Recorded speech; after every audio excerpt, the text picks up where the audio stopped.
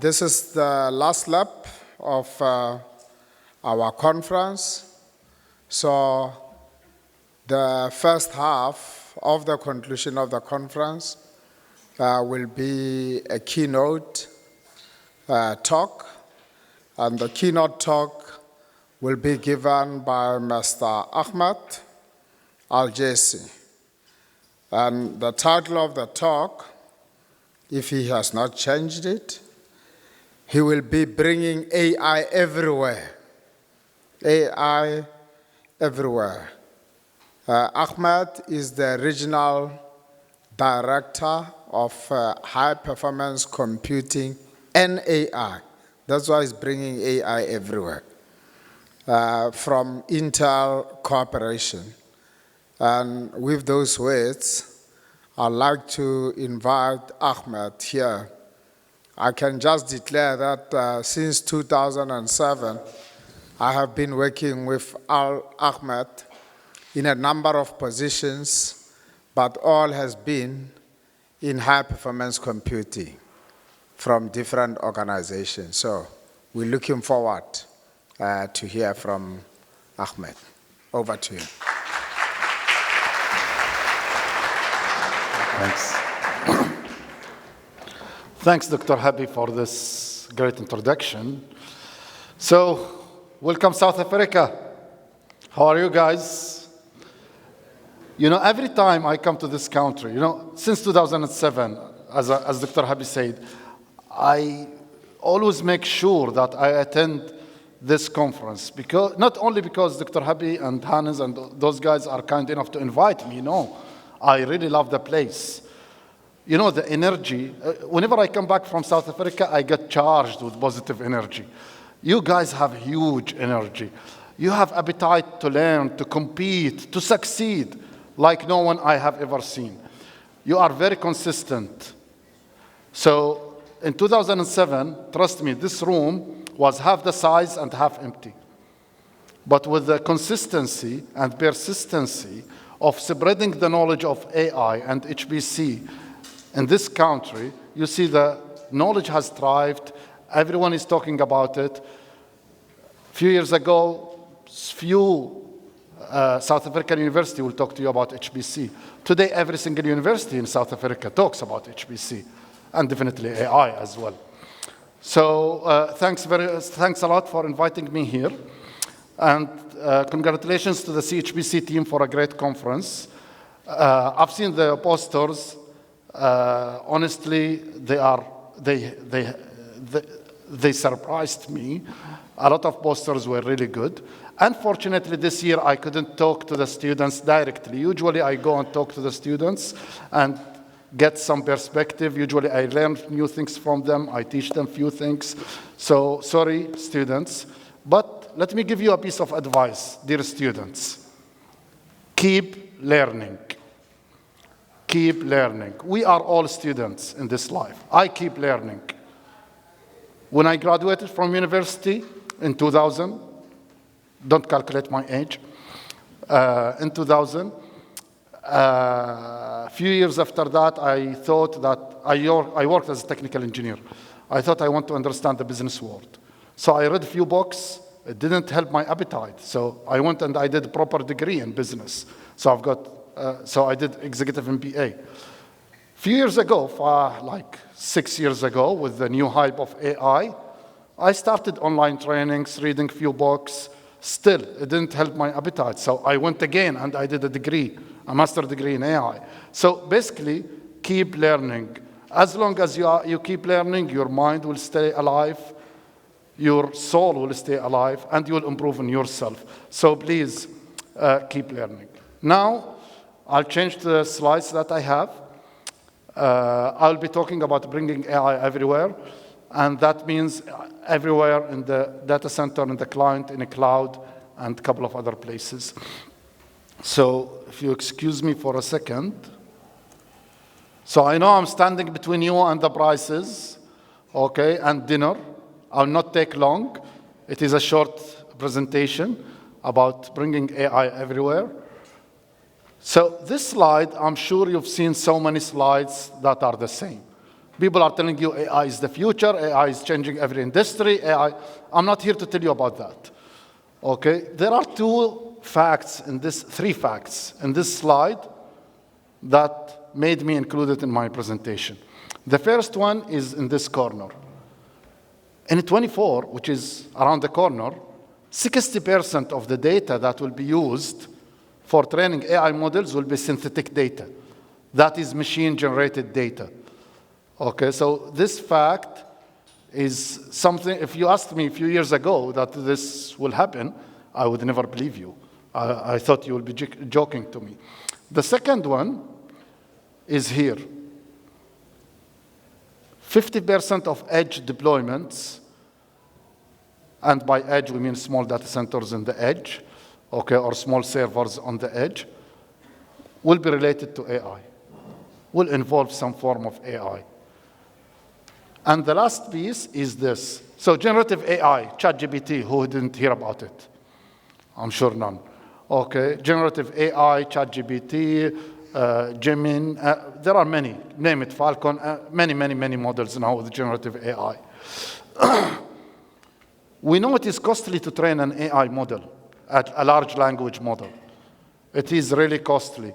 It costs so much computing power, so much energy, okay, that small and medium businesses cannot afford. Okay, however, with the hype of generative AI, we found out that the inference cost is really high. And this is something that we need to address as industry collectively, and we are at Intel is doing that as well. So what do we mean by bringing AI everywhere? Because we are probably the only company that manufactures client CPUs, data center, cloud, software. We exist everywhere in your AI data pipeline. Okay, make it the data collection, the modeling, the deployment. Okay, we exist everywhere. And we want to make sure that every single device you have is powered by AI. We infuse AI capabilities in every single product. So we are launching in 2 weeks, okay, what we call the AI PC. Okay, and the AI PC is that basically we are embedding neural processing unit inside the Intel Core CPUs. Okay, with Xeon, we have already introduced AMX. AMX speeds up deep learning inference and training by 10x. And we have our accelerators, like our GPUs, our Gaudi processor that I'll talk about shortly. But the moral of the story is that we are infusing AI everywhere, okay? And that is what we need you to know. So how do we accelerate innovation? The first part of infusing AI everywhere. Basically, we are preparing pre-trained models. That is not a secret. If you go online, there are many pre-trained models that you can just fine-tune and deploy. Okay. Next is the standard frameworks, PyTorch, TensorFlow, all of those. There is optimized version of TensorFlow. Actually, we are embedding our optimization into PyTorch, into TensorFlow, okay, such that when you use one of these on Xeon or on any of our accelerators, okay, you are already making use of something like deep neural compressor that we have underlying it. So all the optimization is going into PyTorch and TensorFlow and others, as you can see. Okay, and we are coming up with new things like Modern. Modern is a library that you can use instead of pandas. Who doesn't know pandas? If you are an AI who doesn't know pandas, then you are not.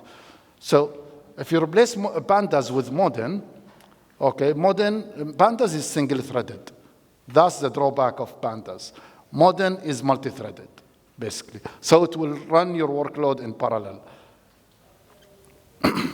And finally, our ecosystem. We work with Hugging Face, Cloudera, Snowflakes, all of those guys, okay, to make sure everything is optimized on Intel. And what do we offer in terms of products? We spoke about it shortly, okay, and I have another slide that will detail it in a bit more details, okay. But as I said, we have the AI PC that is coming. and we have CPUs, the best that run AI. So there is no other CPU that has AI capabilities embedded in the hardware.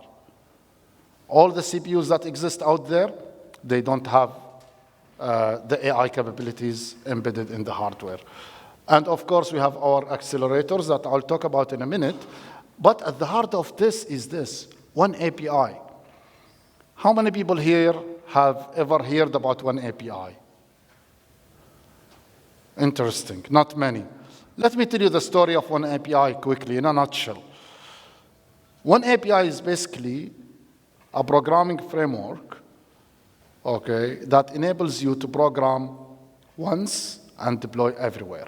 So basically it supports, if you program on SQL, for example, or on one API, it supports running your code on Intel CPUs, Intel GPUs, NVIDIA's GPUs, AMD CPUs and GPUs. So basically it's a unified programming environment, okay, that you can use. By the way, if you look at it, it is just SQL and C, if you look under the hood. But it has so much more packaging into that. Okay, so one API is the thing that we believe should drive the industry forward by openness, not avoiding any vendor lock-ins. So if you program your code using one API, you can run it on the best hardware available at the time of your purchase. So for example, if you program it today, okay, you will pick up the right hardware that exists for you. And to maximize the value, we are telling you, don't run everything on CPU, don't run everything on GPU. That doesn't work. You need to analyze your workload first. So if your workload is like give and take, you will use deep learning once a year or once every few months or something like that, or it is light enough to get to run on a CPU, then yes, you can use only Xeon CPU for your AI. Or if you are just starting your AI journey, you can use Xeon CPU. Now, if you go a little bit heavier, if you need a dedicated deep learning machine, this is where you touch on the accelerators like Intel GPUs or Gaudi, and this will be, of course, a bit more costly. So it all starts with your workload. You don't just jump into an accelerator. You need to analyze the workload. If a CPU will be good enough, and CPUs are in every data center today.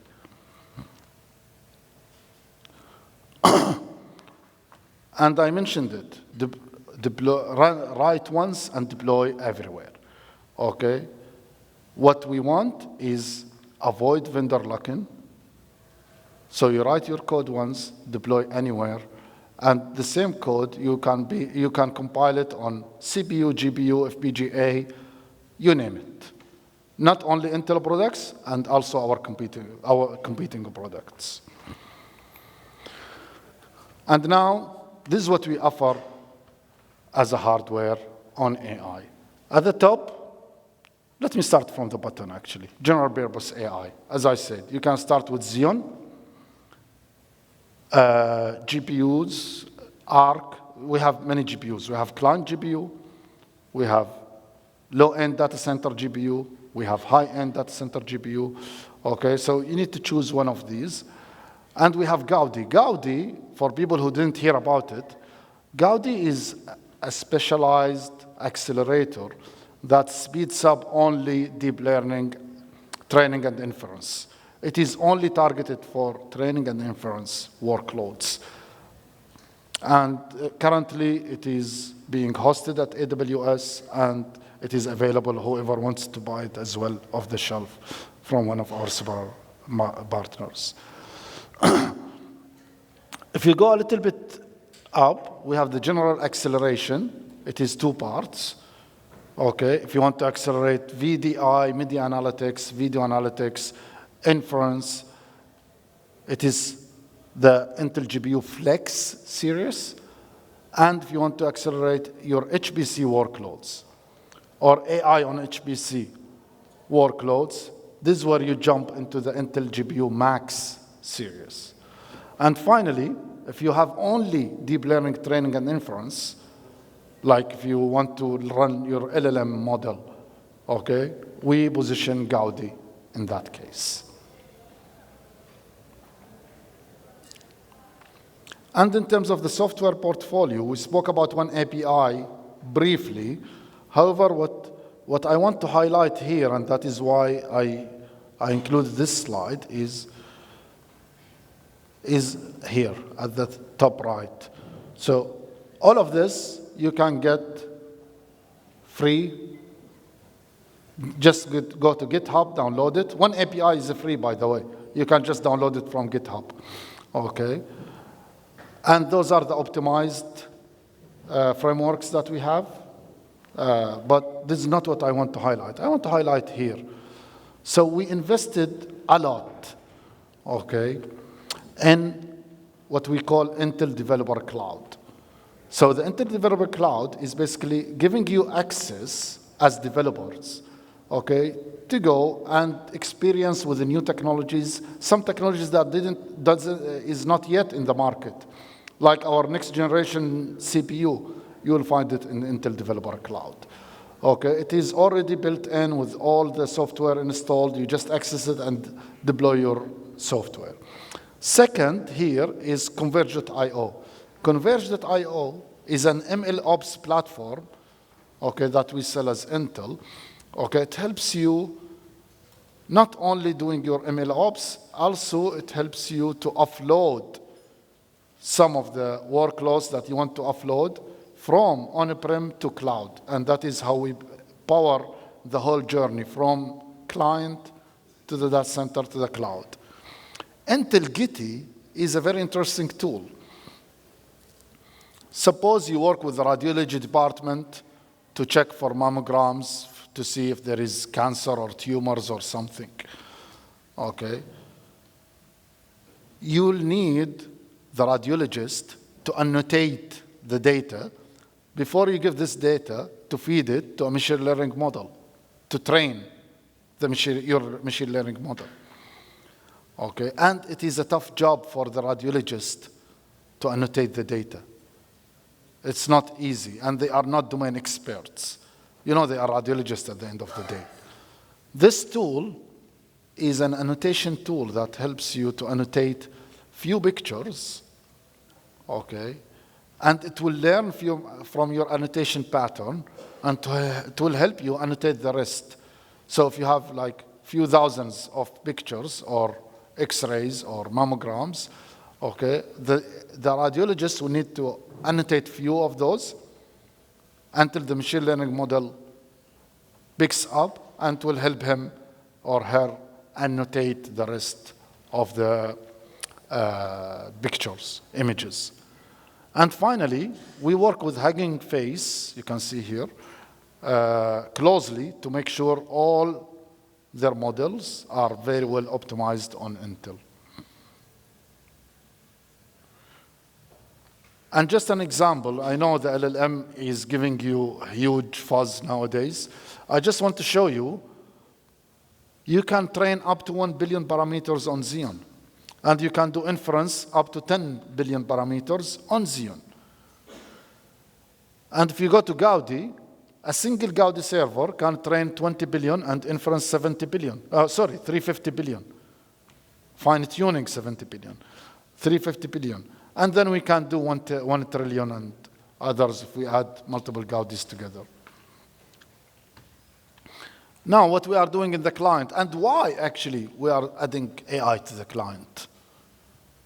Does clients need AI capabilities? Oh, yes, it does. Okay. There is a lot of enhanced video effects, image processing, video analytics that is being done on the client. Okay. That is today, we believe, is limiting the creativity of the developers because they don't have the right hardware capabilities. So what we did, as I said, we added the AI capabilities in the client such that the developers can be more creative in deploying AI models on the client side. So we have a GPU on the client. We spoke about it, Intel Arc. It's an interesting GPU that you can use on client. But not only that, as I said, we added a neural processing unit in the client CPU. So that is something that, that was not done before in the market. And finally, of course, our CPUs is the low latency CPU. I'm not going to talk about it. And the edge. As I said, the edge is like a small data center that, or small servers that you throw in the desert or you throw somewhere, somewhere in a factory or in a grocery shop. So that is what we call the edge. And we know that 50% of edge deployments will involve AI in one way or another. Okay, so for us at Intel, we will need to power those devices that are at the edge with the right CPU, with the right power, with the right resiliency. They need to be really durable. If you throw them in the desert, they need to work. And that is what we are doing, basically. So some of the edge use cases, mostly video analytics, those use cases, okay, and for security, for safety, for anything, you need to do a lot of analytics on the edge, obviously. And now, finally, the closest to my heart, the data center. Okay, so what we do in the data center, we embed AI capabilities in every single piece you have in your data center that you get from Intel. Whether it is the Xeon, we introduced what we called AMX, Advanced Matrix Extensions. So basically what it does, we embedded accelerators inside the CPU to accelerate AI deep learning training and inference. And the result is we got 10x increase by just deploying AMX on Xeon to make Xeon good enough for you. And in case you want more, okay, of course, we've got the GPUs and the Gaudi servers in there. So with that, I think I'm on time. I'm not late. Okay, I want to thank you very much. And I really look forward for the students. Please, students, all of you are winners. Just being here, you are winning. So please cheer you for yourself. Enjoy the moment, whether you win or not. For me, you are all winners, and thank you very much.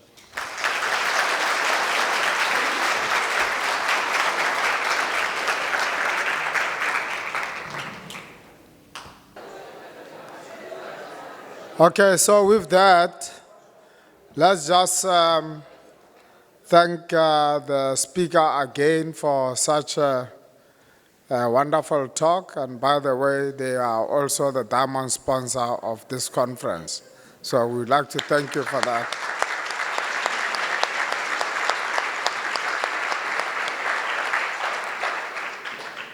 So colleagues, you can now settle down. We're going to get into the second part, and we will wait for the drivers of the second part of this session, which is the awards function, so we'll be guided. I think it's supposed to start, where's Werner? It's supposed to start at 6?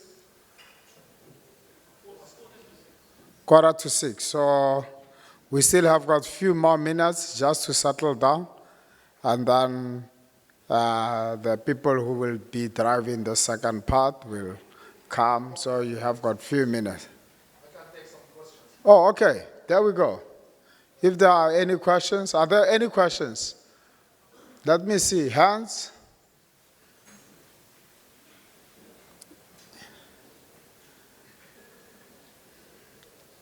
If you don't ask questions, I'm going to ask you questions. Just going to pick a table and ask questions. Let's see. We've got 15 minutes. You have got a question?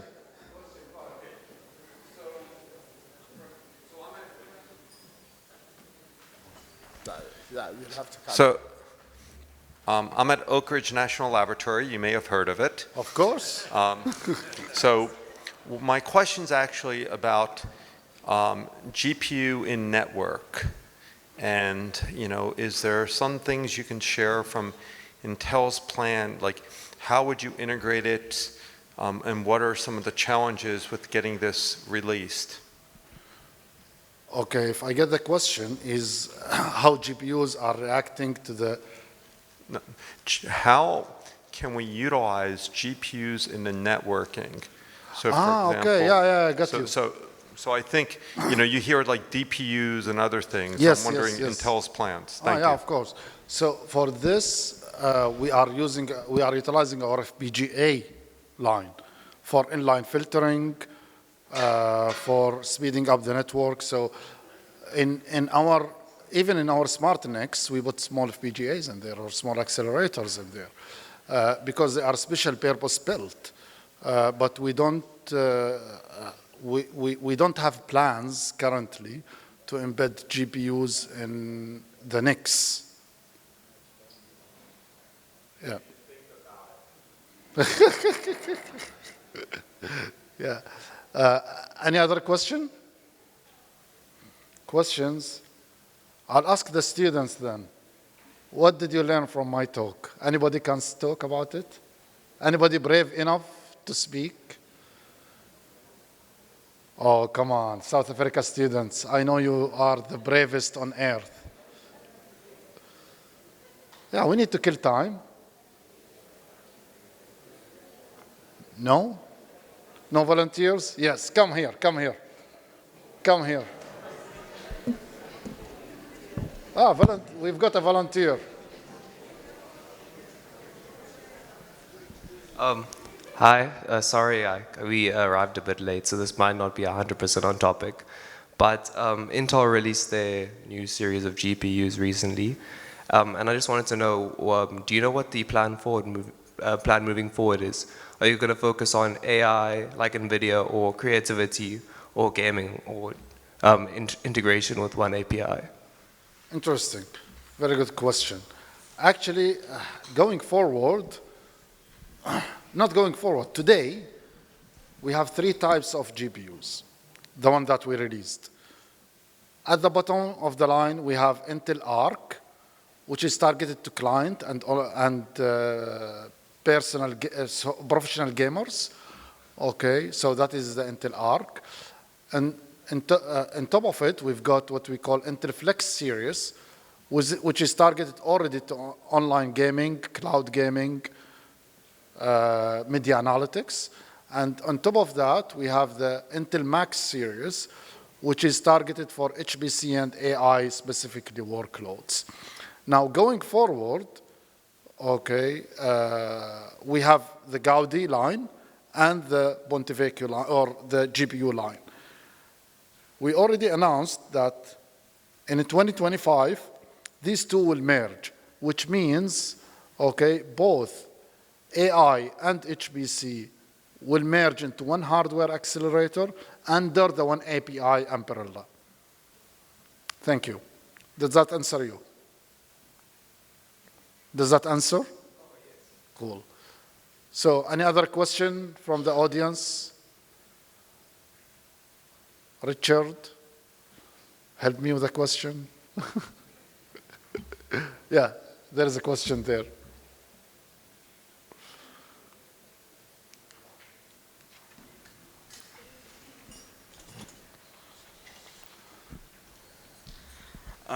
I wanted to ask about, we all know that AI can be unpredictable. Can be? Unpredictable. Sure.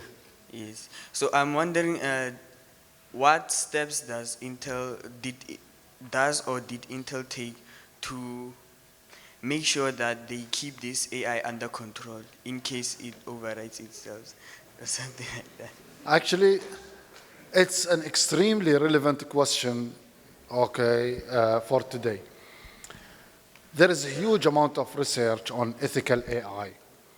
AI can be biased, okay, and we have seen it. For example, in New York, okay, one of the financial firms were using AI, and it got so biased, so racist, okay, that that basically any black person who applies for a loan gets rejected immediately. Okay, so what we do at Intel, we participate. So we sit in the Global Board of Ethics, Ethical AI. We do a lot of research. So for example, one of our research outcomes, it's not only research, there are outcomes. One of our research outcomes is a tool that counterattack deepfake. You know what deepfake is, I assume. Okay, so there is a lot of deepfake. And to attack or to detect this deepfake, sometimes even courts cannot do that. Okay, so we at Intel introduced a tool that is available free online to detect deepfake, basically. Okay, so we are doing a lot, basically, to try to control the bias and the ethics in the AI space. There are many others, by the way. I'm just giving a few examples. Yeah, so thanks for the question, and it's a very relevant question here. Mervin. There is a question here. I'll come back to you, probably.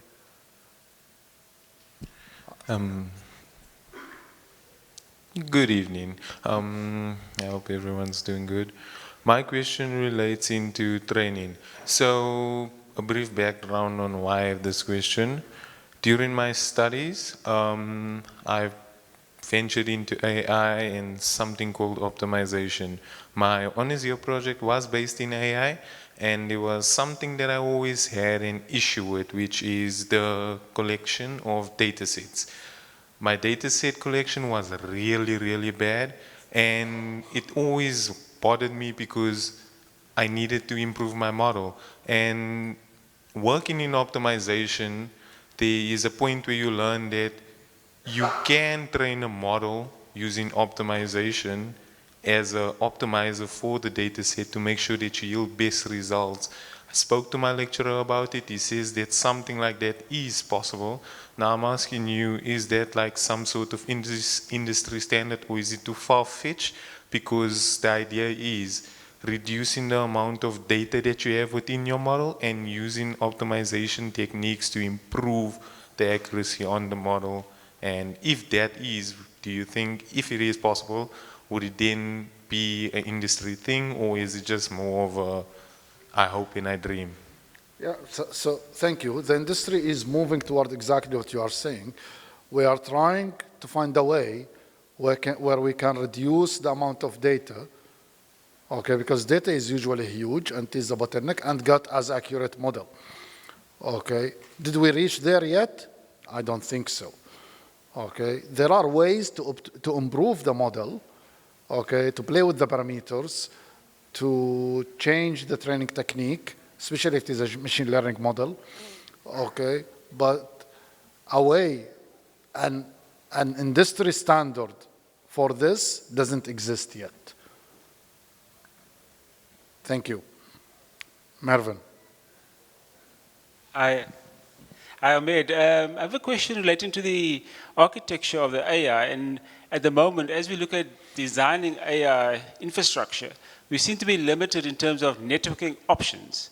So they are limited. They are very limited OEMs that are kind of working in that space, probably only one. But yet you need that to create the most optimized AI solution. So my question is Intel considering going into networking and giving us alternative to what we currently have in the play at the moment, in terms of your portfolio for AI? Thanks. Of course we are. Okay, so I agree with you. Data movement and networking is key. So if you look at Gaudi, okay, line, which will merge into our main accelerators, is using Ethernet. So Gaudi, the accelerator, has 800 gig Ethernet using 8 different ports, okay, if I remember right. So we are trying to make it easier for everyone to follow a standard network instead of proprietary networks, which is Ethernet. So we are targeting to make sure that Ethernet can be used effectively in AI. We tested the scalability of Gaudi. It's doing pretty well. Gaudi 2, we are doubling the network. And by doubling the network, we've got near linear scaling, which means that Ethernet today, with the right configuration, with the right hardware, can scale AI workloads to a certain extent. Okay, and we are doing a lot of research on how we can make sure that Ethernet can be good enough even in HPC, not only in AI. Okay, so it's all research, and we are not the only one, by the way. Many people in the industry are doing the same research. Okay, but we are trying to progress all of these things. Yeah. Question, last question. I have, okay. I'll get 2 more questions and that's it, here and there. Mine is a question of AI in regards to cybersecurity. We all know that technology is improving, and so is the security scope, threats, and vulnerabilities.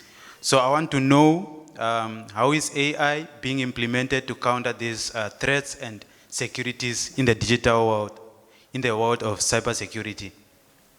Okay, so I'm not very familiar with cybersecurity. I'm not a cybersecurity guy. However, I know, okay, that AI is being used heavily in that field, especially in detecting threats and reacting to threats as well. Not only detecting the threat, but also reacting to the threat. Detecting abnormalities in AI is not an easy job, by the way, as you probably know. So the use of AI in cybersecurity is heavy. It is, there are many vendors that use it. There are many vendors that does it. Am I familiar with it fully? No. Okay, but if you want to have me offline, get my contacts. I can get you the right information. Last question, please. We are ready, right? We are not ready? We are ready? Okay, last question then. I was just curious about your concerns regarding AI and what you think of one of Google's top people stepping away because of that. Okay, I cannot answer that on stage, I'm sorry. I cannot talk on other companies and my own perspective on that. I definitely have my own perspective, not only in Google, on many other places and many other things. Okay, like the latest problem with Sam Altman from OpenAI and many other things.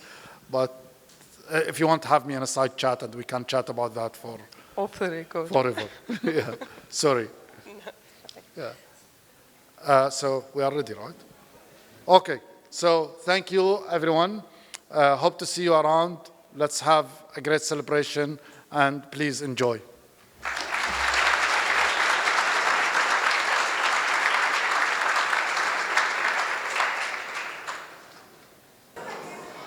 Good evening. Hello. Hi. All right, good evening, everyone. And of course, welcome to the prize-giving ceremony. And this is obviously the last segment for the evening. And so it is going to be a wonderful, wonderful evening together. We do have some guests in the house who are going to render a very special item. My name is Lerato Ditsejo, and I'll be your MC for the evening. Now, those of you who were here last year will remember me as the head girl in charge. Nothing has changed. I am still that girl. I come from a lineage of those who are nestled high up in the Limpopo province, actually just around the corner from here. I speak Sepedi, ke bolela Sepedi, ndiamba na Tshivenda, ndimadekwana batho bote.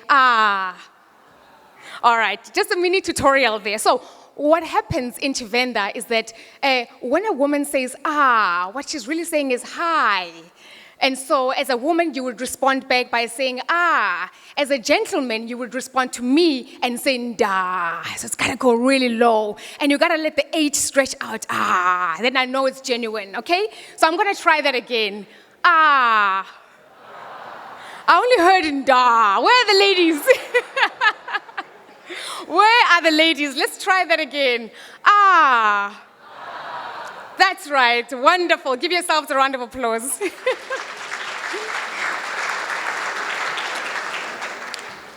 Today, we celebrate the exceptional work of our students. But before we take off, I would love for you to really just congratulate yourself on a very, very well-coordinated, well-run, well-informative past few days. And who better to echo the sentiments of success than, of course, our guests this evening, who are the voices of the Wild Choir. A round of applause, please, for them.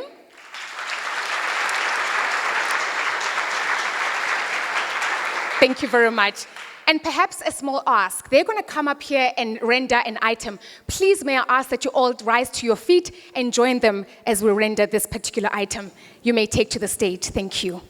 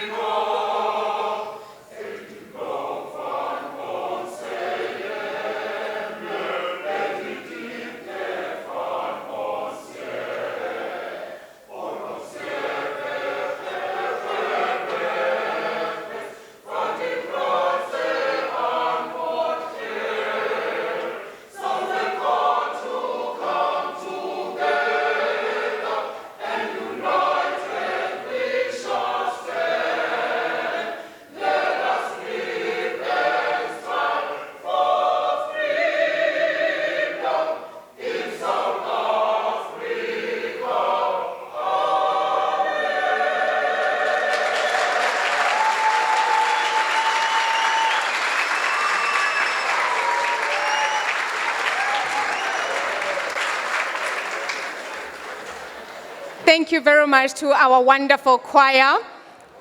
Now, just out of interest, where are all my Limpopo people? Are they in the house? I know you are there. Are you in the house? And so let's show them, how do we do it with, that wonderful performance just begs for another laudable applause. But let's teach them how to do it the Limpopo way. Ah, re, re, re, re, re, re, re, re, ra. Hala, la.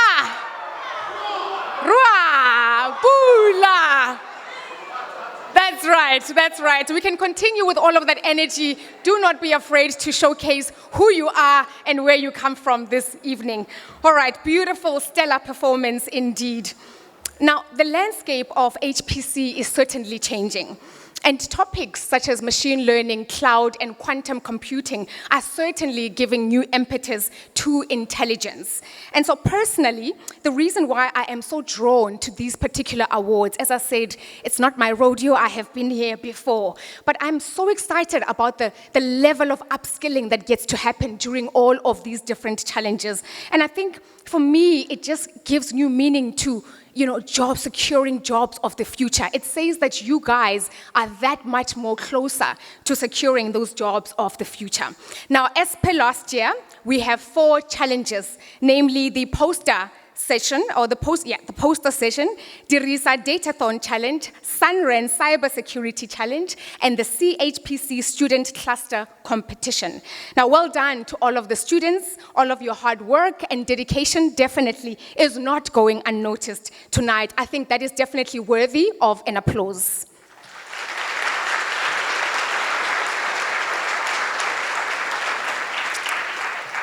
Now, here at home in Limpopo, nothing officially begins until the real person in charge takes to the stage and gives us their opening address. And so I will be asking Dr. Happy Sithole, who is the center manager at NICIS, that's the National Integrated Cyber Infrastructure System, and he'll be giving us the welcoming address. Now, just a side note, Ndate Sithole, when you make your way here, if you agree that you really are the head man in charge, give us a wink, why don't you, before your address. Thank you.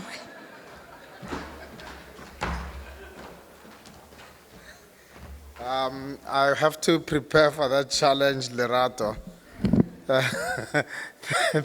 Thank you very much for the start, the choir, giving us a good start with the national anthem. And good evening, everyone. First of all, I would like to really echo the sentiments of our MC. And I want to extend my heartfelt congratulations to you for making this event a success. It has been a week of collaborations. It has been a week of learning and also a week of sharing insights and inspiration. So it has really been a fruitful week. And as we approach the conclusion, it is evident that the hard work and dedication of the organizing committee, led by Knox, I don't know if people know Knox. Maybe they just know her email. Knox, can you stand up? That's Knox. And Werner. Werner, do people know you? Or they just know your email? Maybe if you can just stand up, that Werner knows you. Colleagues, them driving the whole organizing team of NICIS, most of them are not here. But really, for this, their efforts have fully paid off. And your ability to navigate unexpected challenges with grace and skill is really commendable. And I would really like to thank you for your commitment to excellence, putting this in a very short space of time. It's not heard of, but you managed to do it. I guess it's also about maturity. But then coming to our sponsors, your support has been invaluable. And despite the short notice, you have shown tremendous generosity, and we appreciate your willingness to join us at this event. And I understand the importance of long-term planning, and I assure you that we are actively working on a 3-year plan so that you know way ahead. And as I was sharing this with most of you, the sponsors, you promised me that once you know way ahead of time, we are going to see much bigger things. So we will do our bit, and we will make sure that the announcement of the conference will come much early. And if you manage to do this in 5 weeks, I think if we give you 10 weeks, 15 weeks, then it will be much better. Okay, we'll do better than that then. We'll even go, maybe 6 months or 8 months. But we'll get to that. Just to make sure that really we can be able to have a better planning. We do understand, and you understand the logistics coming to this side also is not that easy. But for everyone to be able to make it like this, it's really encouraging. Now, as we delve into the theme of tonight's discussion, this is now where we're looking at the impact of why we get into what we are doing. Why should we be investing in high-performance computing, into networking? Why do we want to move huge amounts of data? And why do we want to secure all these things? These investments, we need to be able to show impact. And really tonight is that sort of indication, because we will be seeing the awards for posters, for talks, because basically it is the research that comes out of this. The judges had a challenging task. I walked through, looked at the posters. I attended as many sessions as possible, and I can tell you the quality of the work that people are doing. If you listen to the research papers that people are talking about, you can see that it is really high quality. The posters, we can even go around, look at it. In the past, 10 years ago, there were A4 pages that have been put on the boards, but now if you look at this, the quality is really good.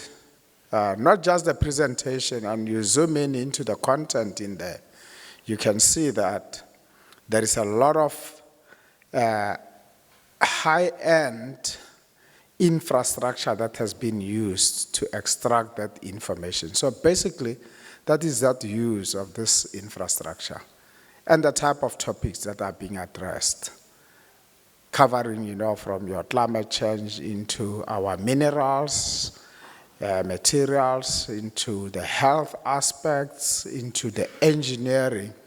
All these aspects are the things that we are looking for our country to be competitive. And that was the intention of investments into this infrastructure.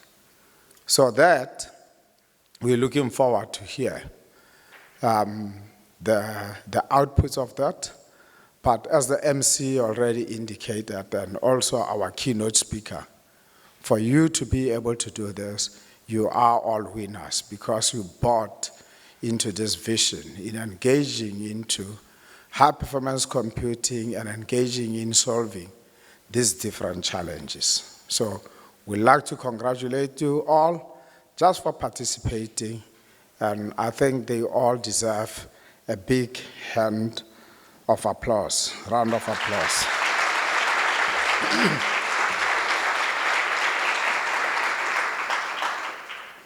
So the second part, obviously, get into another key pillar of why we invest into infrastructure.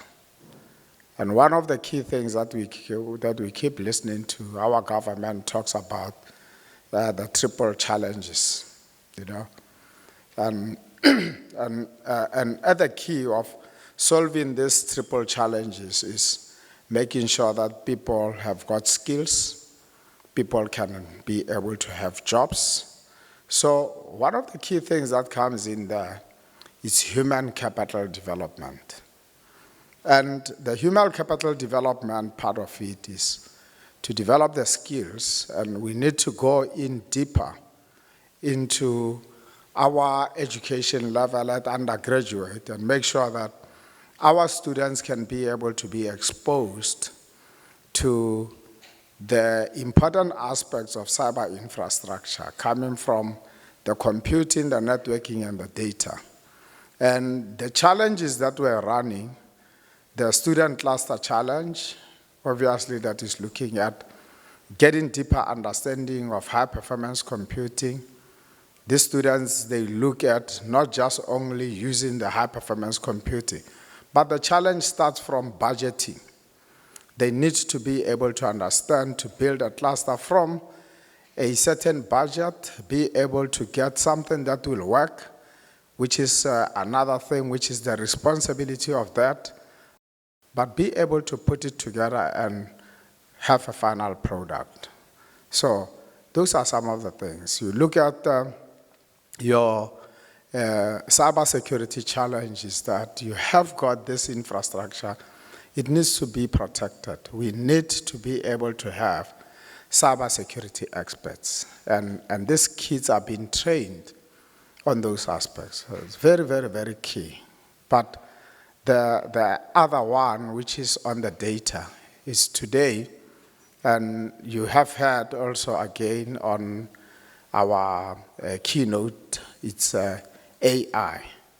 And I wish, these students would have attended all the talks, because you could hear the inquisitiveness and also, that hunger for knowledge that they wanted to know. So Ahmed, if it wasn't for this awards function, they would be engaging you even now. So I think that's that enthusiasm that would like to see. And it's all about the data, understanding the data, being able to manipulate the data, being able to process the data. So that competition also, those are the skills which are very, very, very, very important. So if I look at all this, these are very key in making sure that we have got the human capital development in all the areas of cyber infrastructure. And we would like to apologize to you that normally you are encouraged when you do this and your competition is around us. But perhaps this unexpected setup has also turned out to be a blessing in disguise, allowing for some concentrated efforts. Because as I moved to your venue, I found that you were more focused than when we were disturbing you here. So I'm expecting that the results would be very high quality. But also, even if this happened this way, we believe that next time it will go back to our original format, where you will also be mingling with the conference. But let's see how the output has been. The judges will be able to give us some indication of how the impact was of the different venues. So as we move forward, let's look forward to the final products of our students and their hard work. Their contributions are a testament to the potential for positive change through the research and the development of human capital. And I'm really confident that the insights gained and the connections that you made in this conference through also the various interactions will continue to ripple through our respective fields. So I would really, truly like to thank you for your commitment and hard work, all of you here, the organizers. I think also with the people here at the venue, there was load shedding, but they managed to synchronize it quite well with our activities, and the impact was really minimal. So everyone came to the party. So I'm really looking forward for this, and congratulations everyone for us reaching this point. Thank you, Lerato.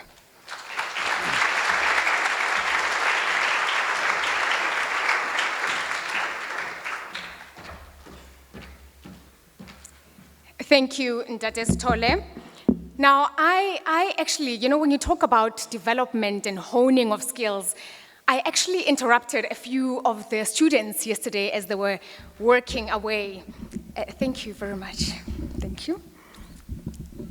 So I interrupted them as they were working yesterday, and similar to last year, my goodness, the fatigue, the stress. I thought, my gosh, we are definitely honing them. They are market ready. Just about that. They are market ready. And so for me, I just really wanted to say that over and above the stress, the fatigue, the frustration, it was met with an equal amount of thrill and optimism. And that's what I loved seeing as well, is that there was this and then there was also that. So it was a beautiful balance to see as well. Now, there was a young woman who I had a beautiful conversation with. I have no idea where she is in the room right now. But when I engaged her, I asked her the question, how are you feeling? And to which she replied, she actually thought about it for a minute, and she said, well, yeah, I'm tired, I'm stressed, and then this happened, and then that happened, and then this happened, and I thought I should be billing at this moment, because that became therapy. There was so much, the curveballs, the frustrations, the hurdles, but then she quickly spoke about the solutions and how she was trying to rise to the occasion, all while using very technical jargon. Listen, I did the South African thing. As someone who is nowhere in this industry, I stood there, I listened to all of her technical jargon and said, okay, and then, really? Askisi. That's all I could say in that moment to empathize with all of what was going on in that moment. But once again, congratulations. You guys were wonderful yesterday. I saw a lot of people who looked highly stressed, but definitely you are ready to meet the demands of what stands out for you, what stands before you out there. Now, we kick off with the awards. Are you ready? Let me close my iPad and just, are we ready? Where are the students? Okay, let's do it this way. If you are winning tonight, give me a whoop whoop. And if you are definitely winning tonight, give me a whoop whoop. Okay, in 3, 2, 1. Okay, just this side is winning. So we're gonna give you one more chance.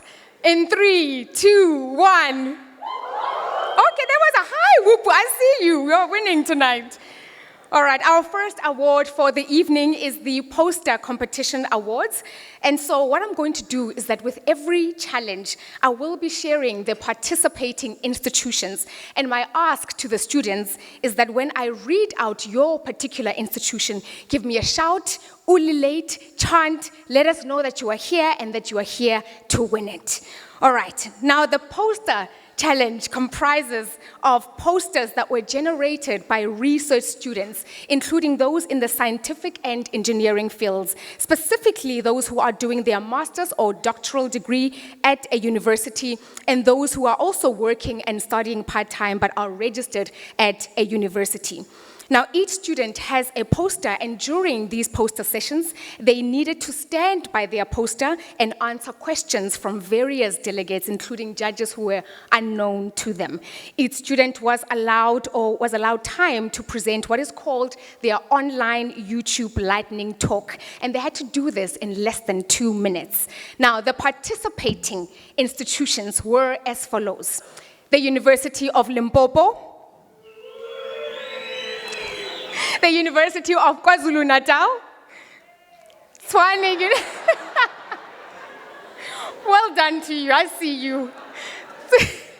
Tshwane University of Technology, Applied Institute of Mathematical Sciences. All right. University of the Free State, University of Cape Town, Northwest University, Stellenbosch University, woo! Sefako Makgatho University, halala! That's the spirit. That's the spirit. Love it. Love to see it. Let's try top that. The benchmark has been set. University of Zululand, University of Johannesburg, Mintech, the CSIR, the University of Fort Hare, Vaal University, UNISA, and of course the University College London. Halala. For this particular award, or for this particular challenge, we will be handing out the first, second, and third prize winners in both the master's and doctoral categories. Prizes for this challenge were sponsored by Gaussian Inc.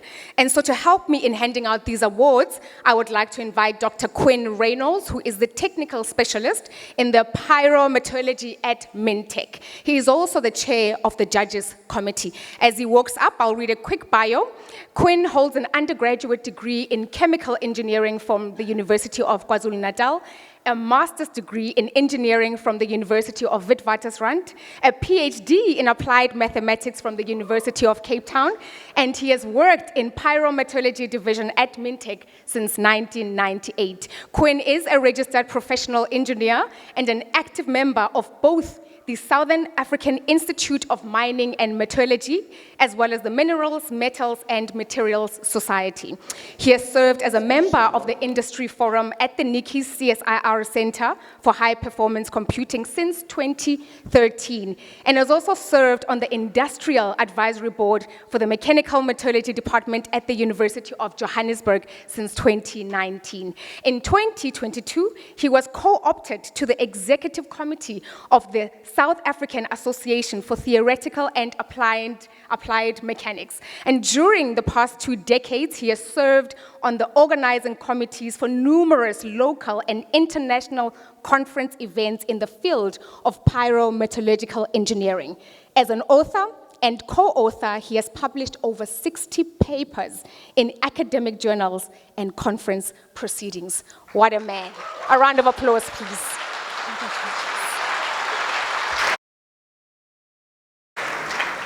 Great. Thank you very much, Lorata. I've actually never heard my CV read out that comprehensively. It makes me sound very old, which I am. So, the student poster competition. Here we are. Are you guys nervous out there? Gaussian was the sponsor of this prize, so thank you very much to them. We always appreciate sponsorships for these kinds of things. It really helps to build the academic and research communities in places like South Africa. So just some quick stats on the posters. First of all, as Lorato mentioned, we had a huge range of institutions represented from pretty much all the South African tertiary education institutes, as well as a couple of research institutes. We had a total of 64 posters submitted. For the master's competition, we had 24 posters entered into the competition. For the doctoral competition, it was 27 entries. And we had a total of about 50 lightning talks uploaded to YouTube. I'm reliably informed that this is a record for CHPC's national conference, so give yourselves all a round of applause.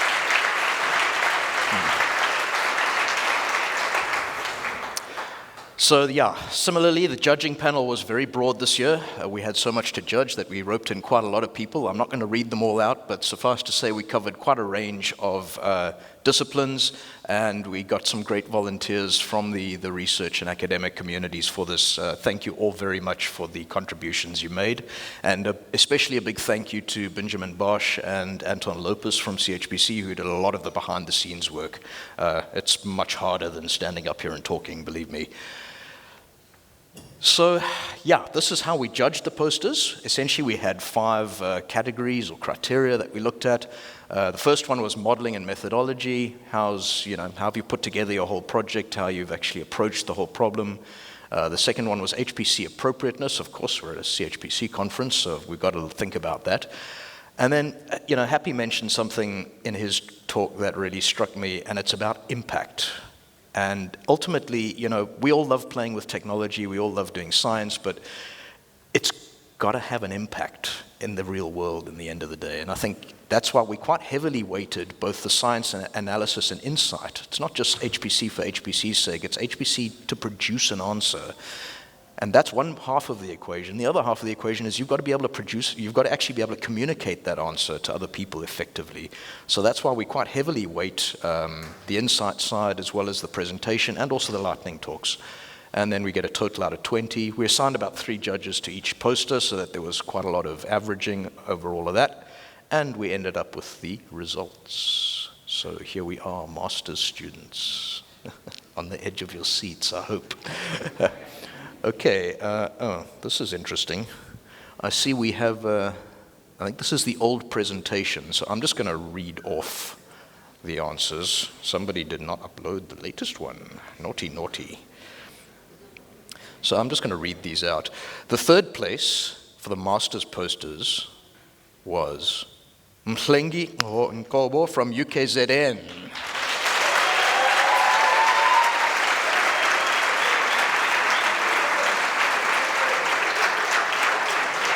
And their poster was entitled Enhancing Robustness of Malaria Medical Image Classification Using Data Augmentation and Adversarial Training Techniques. Mhlengi, are you here tonight?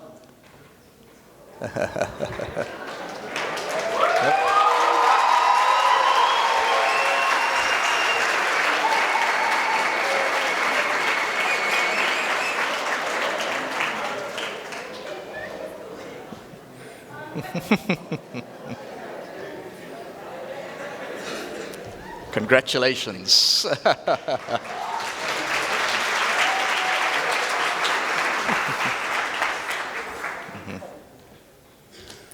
Our second place for the master's posters was Lebogang Motsomone from University of Limpopo.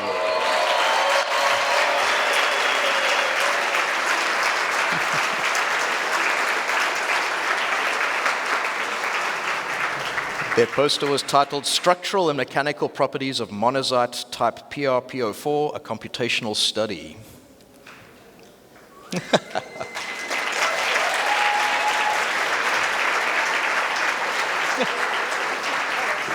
Well done.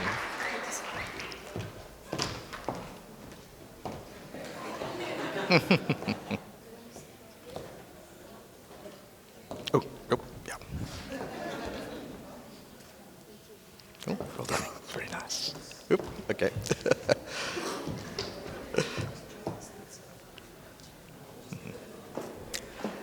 Now we're at the big one. First place in the Masters Posters competition went to Vitalis Mbayo from University of Johannesburg.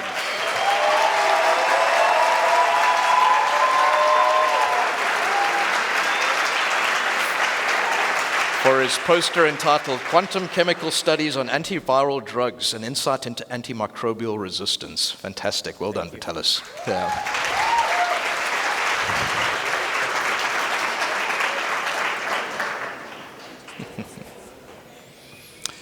Great. So now we're just going to skip through these placeholders ones. Doctoral posters. Whoa, these are the guys that have worked really hard.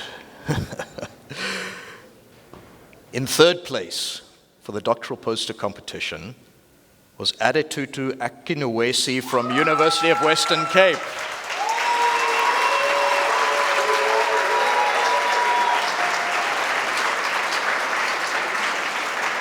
For their poster titled Computational Methods to Identify Novel Compounds Against Mycobacterium Tuberculosis Target in Acetylglutamate Kinase. I hope I did that right. Congratulations.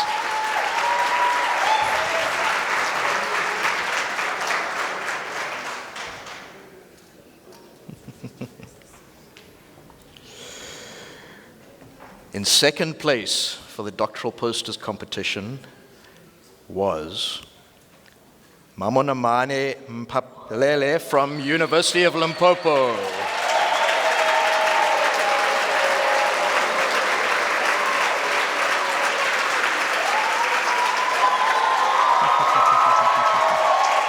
Wow. Mamonamane knew she was going to win tonight. She's dressed up really stylishly. For her poster titled Enhancing Li to MnO3 as a Cathode Material for Lithium-Ion Batteries via CO and RU Doping, a Cluster Expansion and DFT Study. Well done.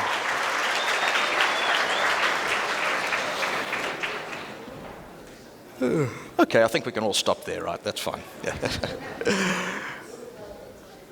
First place in the doctoral posters competition. It was a pretty tight race in the end, but the first place went to Hikmet Emre Kaya from UCT for his poster titled Cytopathy, a chemical systems biology target and drug discovery visual data analytics platform. I had no idea. Good. Well done. Excellent work. Okay. Okay.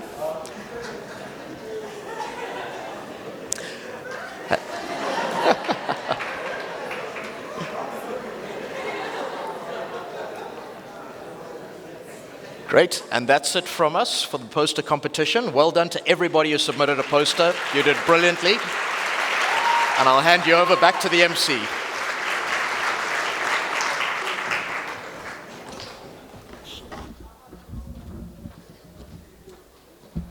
Thank you, Dr. Reynolds, and a big congratulations to all of our winners. Loved that reaction, by the way. Congratulations, guys. Excuse me, how are you looking better than the MC tonight? All right, ladies and gentlemen, dinner will be served just outside. There is a buffet set up that is ready for us. And you are encouraged to serve your starters, your mains, get your drink, bring it back in here, and then we will resume with our program. But perhaps before we do that, I think we should invite our choir to come back and just render a few more items while we enjoy dinner.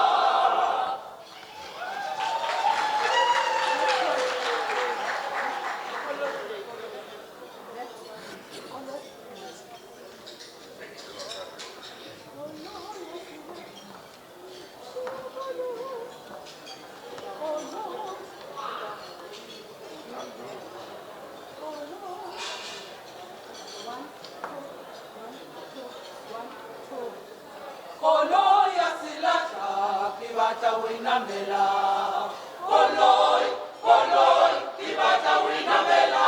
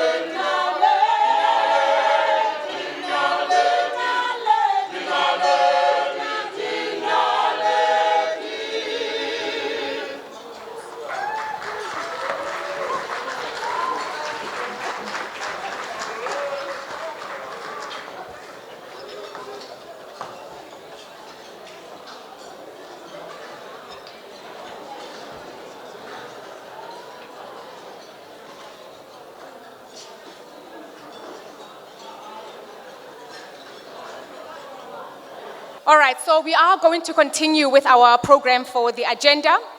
And the second award for the evening is the Dirisa Student Datathon Challenge. This is a competition that has been organized by the Data Intensive Research Initiative of South Africa. The challenge is about showcasing how open research data can be used in coming up with creative and innovative solutions to some of South Africa's problems. The theme is youth unemployment. Now, as we know it, ours is a country that has very high youth unemployment rates, and our rates are currently sitting at 46.3%. Can I get your attention, please? Because we cannot resume with this particular challenge. There we go. Wonderful. Do we have winners that are ready to win tonight? Yes, all right. So let's honor this moment. Let's respect what is about to happen right here on stage. And so I'm going to ask that we just mellow down a little bit for the purpose of this particular challenge. I have been asked to continue with the program for the purposes of time.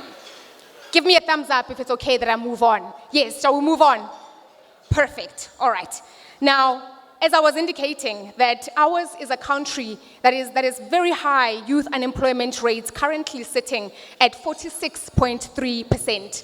Now, the Dirisa SDC is focused on youth unemployment to give the students an opportunity to identify possible solutions towards youth unemployment.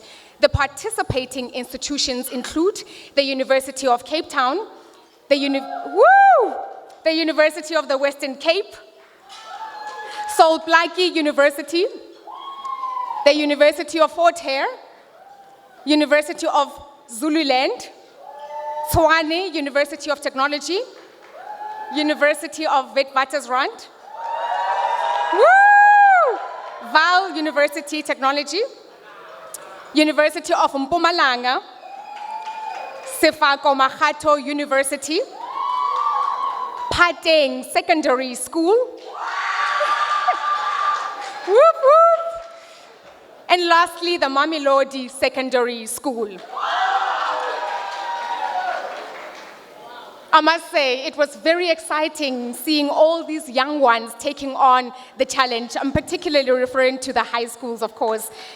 You know, I wanted to say that it was very interesting for me engaging the young high school learners yesterday, because I believe there was a game drive some 2 days ago.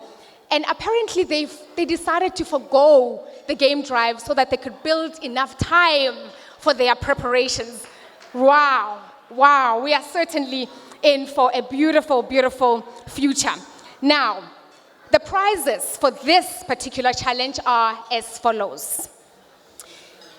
The Kobicom Education Trust is a privately owned company with its core business in software development and subsequent commercialization of technology-based products. They have agreed to sponsor 2 bursaries worth 100,000 rands each for each best female and best male. The Spectra Logic, who is obviously the gold sponsor of the Chpc conference. Okay. I am getting a bit of disruptions there at the back. Can I ask for everyone's support? In 3, 2, 1, can we say shh? 3, 2, 1. Thank you. Wonderful. All right, I will repeat. The prizes for tonight are as follows. For the Datathon Challenge, the Kobicom Education Trust is a privately owned company with its core business in software development and subsequent commercialization of technology-based products. They have agreed to sponsor 2 bursaries worth 100,000 rands for the best male and best female. Spectra Logic, who is also the gold sponsor for Chpc, they are a computer data storage company that builds backup and archives technology for secondary storage in order to protect data after it migrates from primary disk. Now, they have agreed to sponsor 20,000 rands cash prizes for the top 3 research teams and the best team. And lastly, we have Momentum Metropolitan Holdings, which is a South African financial company, a financial services company, and they've agreed to sponsor 100,000 rands cash prize for the top 3 technical teams. And to help me in handing out this particular award, I would like to call on Dr. Nobubele Shozi, who is the Data Stewardship Manager for Derisa. A round of applause, please, for her.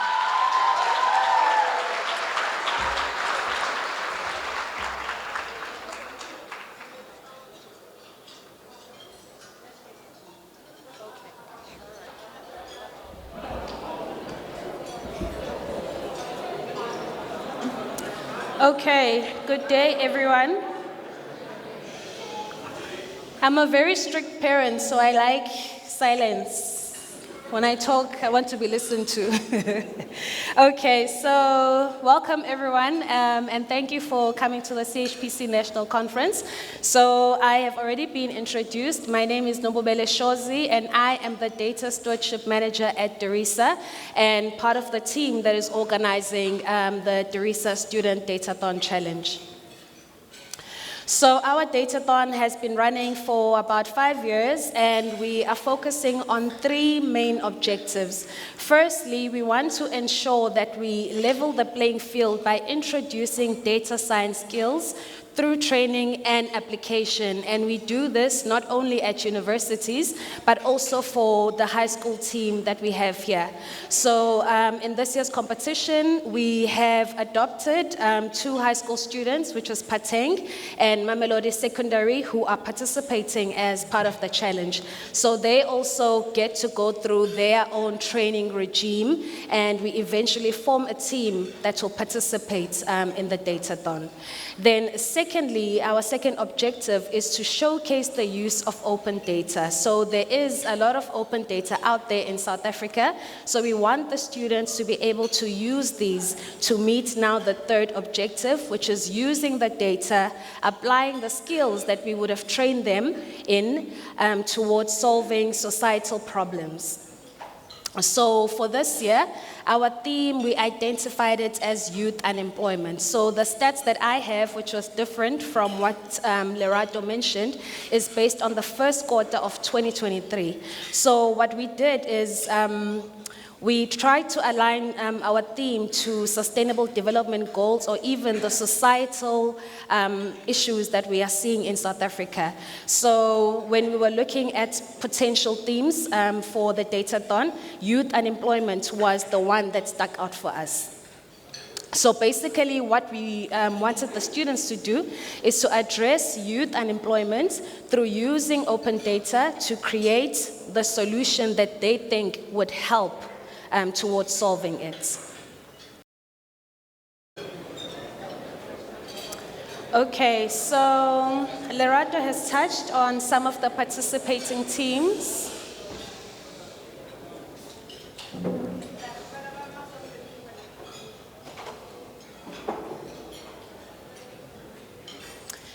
So our teams are made up of 6 members, 4 that were participating in the technical challenges, 2 that form the research team, and we always ensure that we try to balance the teams in terms of gender.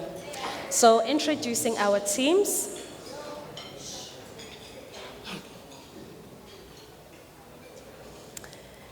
There is Pateng and Mamelodi Secondary, who were led by their high school teacher, Mrs. Dorothy Sibia. We have Sefako Mahato, who call themselves Fort Brains, led by their mentor, Ms. Mosima Anamasete. Soul Blackie University, the Dominators, led by Ms. Eva Mamabolo. University of Fort Hare, the Data Heads, led by Mr. Nzizi Mpenduli. University of Zululand, the Elos, led by Mrs. Sibeko. TUT Pure Data, led by Mr. Masete. University of Witwatersrand, the Data Wizards, led by Mr. Brian Maestri. University of the Western Cape, Cybertrons, led by Mr. Andre Henny. Vaal University of Technology, The Futelas, led by Mr. Rito Koza, University of Mpumalanga, led by Sinazo Machila, and University of Cape Town, the A-team, led by Dr. Clark. So those are just some of the pictures which I think you've already seen. Then I would like to acknowledge our research and technical mentors. So we had a team of research mentors who were guiding, assisting the students in terms of creating their research poster. And we also then had a team of technical mentors who were assisting with the technical challenges. So I'd like to thank Dr. Nicolene Buerta, Lindelo Izizwe, Stephanie Makosazana, Khotso, Tsepang, and Mahlatsi for the great work and assistance.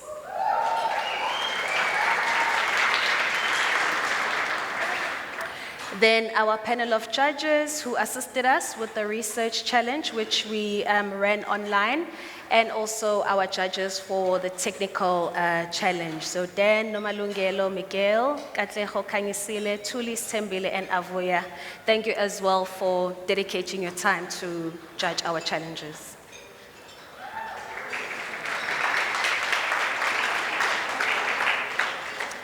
Then a last thank you to our sponsors. Without you, this wouldn't have been possible. Thank you for recognizing the importance of giving our students a chance to be able to create these solutions, and try to tackle some of the issues that we have in our society. So thank you to Momentum Metropolitan Foundation, to Kobicom Education Trust, and to Spectra for the generous prizes that you have offered.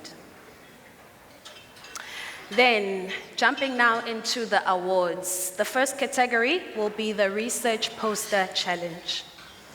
So the criteria there that the judges were looking at is the problem statements that the students were tackling, their introduction and abstract. They looked at the research methods that they used, their methodology, the results that came out from the challenges and how these were depicted in the poster, the impact, and also the overall look of the poster.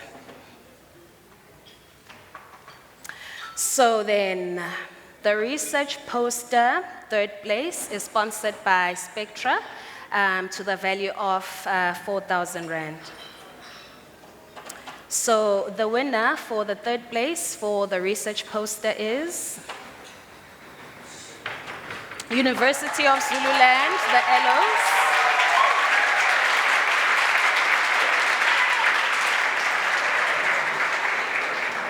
So that was Mr. Kolo Sibaya and Mr. Wandile Ntombela. So as I said, our research category is online. So I think their mentor, if here, can come up and accept that.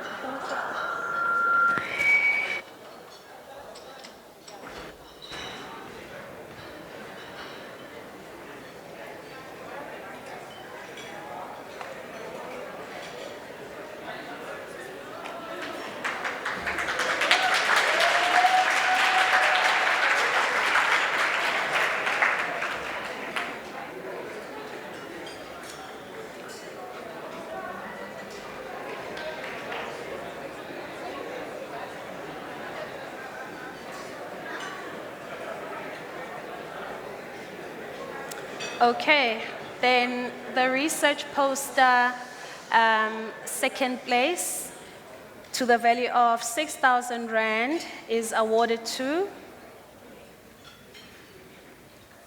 Tshwane University of Technology, Pure Data.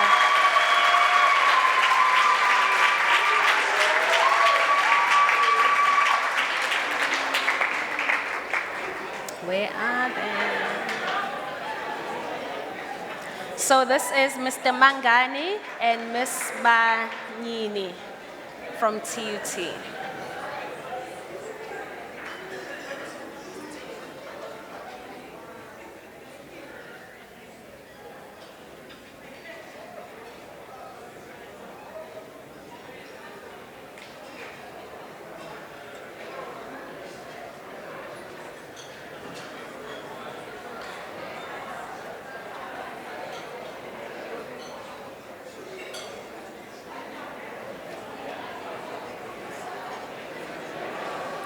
We'll just take a picture. You'll get the certificates after. You'll get the certificates afterwards. Yeah. So just stand here for the picture.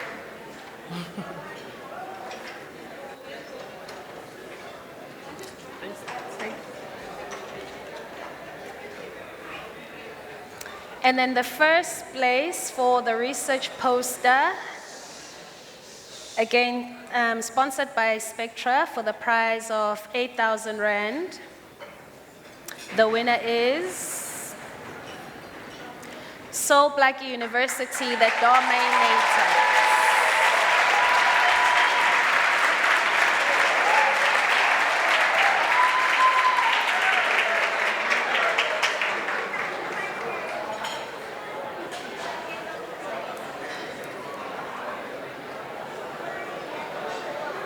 So the team was made up of Miss Musondiwa and Miss Dagama.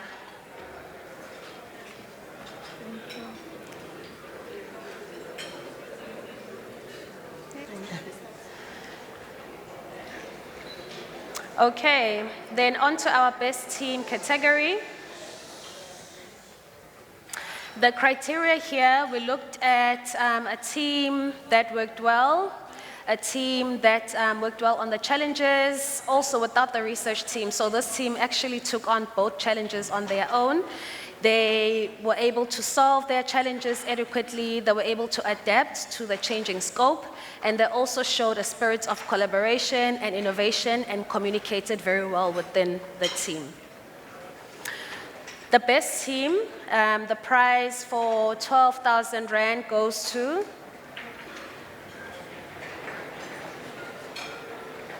University of Mpumalanga, Fixate.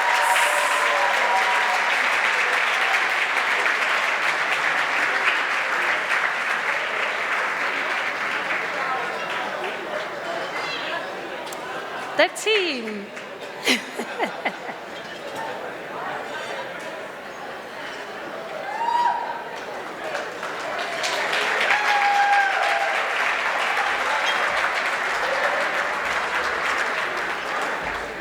Well done.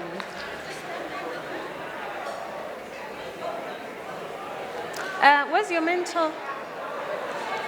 Sinazo.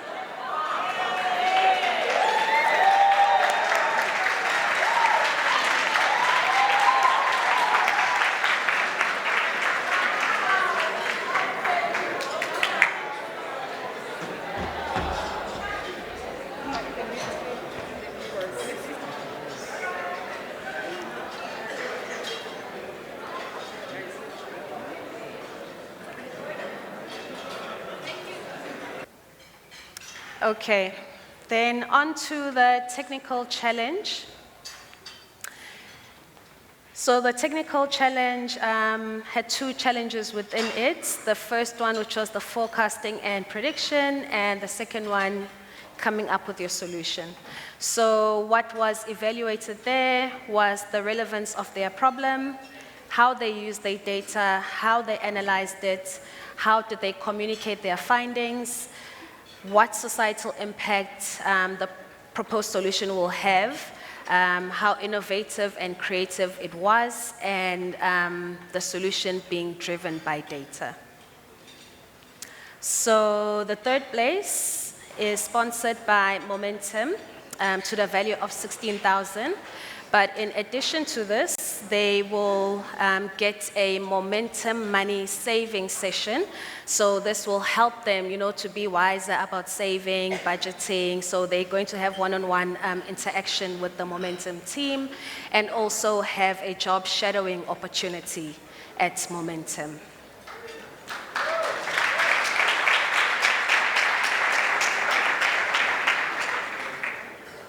Okay, so the third place for the technical challenge goes to the University of Witwatersrand. The data was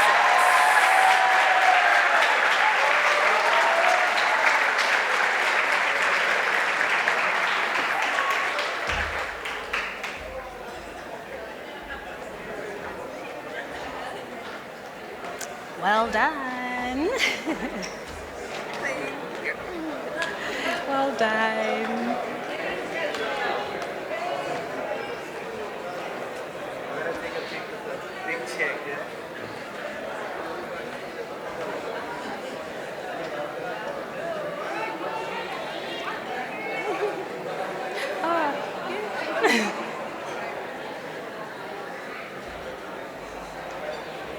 Can stand here?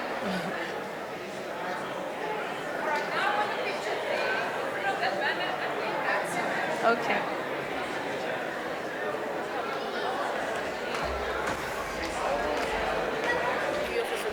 Okay, so I will ask each of the top 3 teams just to give an overview of their solution, what they were working on, and what they proposed. Thank you, Dr. Nobubele. So, giving an overview of our solution, we, to tackle the problem of the high unemployment rate in South Africa, we proposed a USSD system that can predict one's unemployability rate, the job availability percentage, and the CV scale percentage. So the reason why they predict all these things is so that an individual can get a better understanding of where they stand in the South African context and in the location that they're in. If there is any need to relocate, then they will relocate depending on the distribution of resources across the multiple industries in South Africa. Thank you.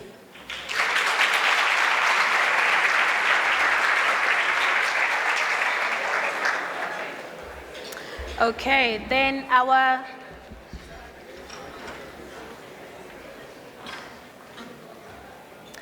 second place in the technical challenge, being awarded a prize of 30,000, also getting the saving session and job shadowing opportunities.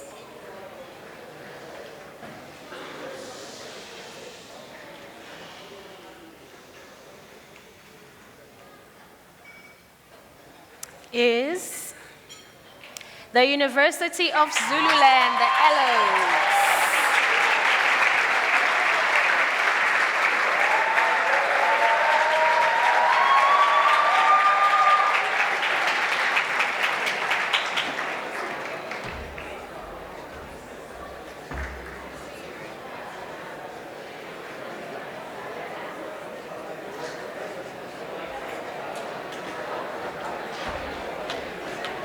Many items. Well done. Bash. Well done.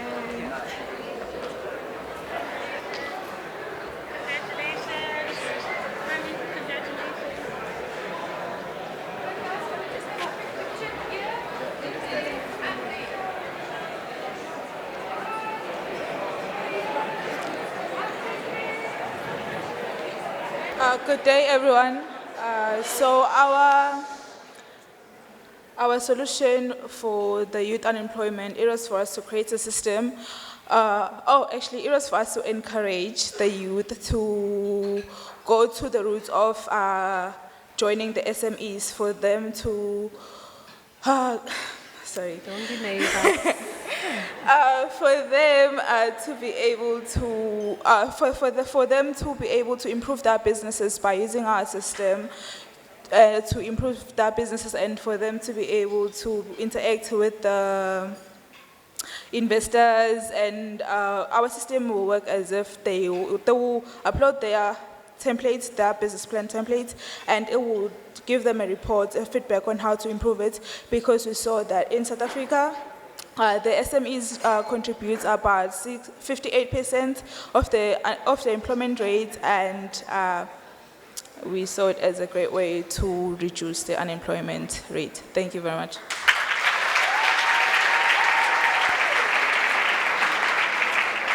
Okay.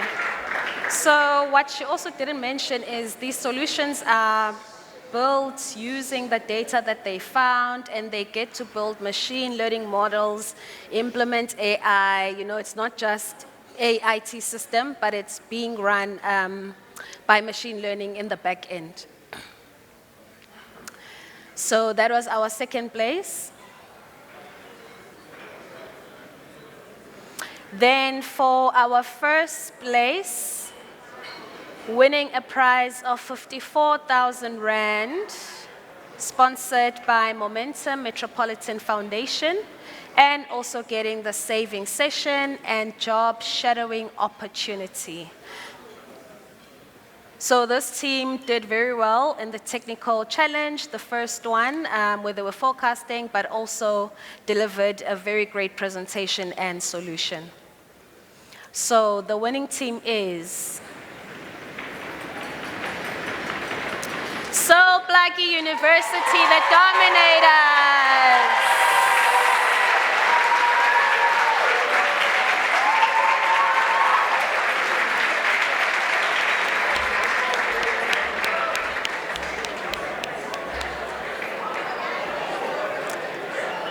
They dominated.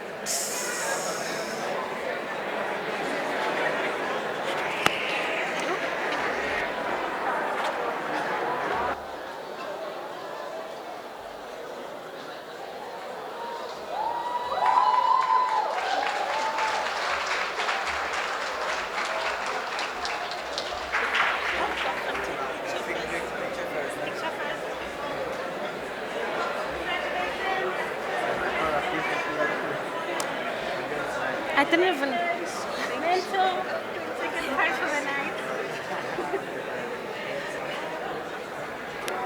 Spend the money, guys. Spend the money.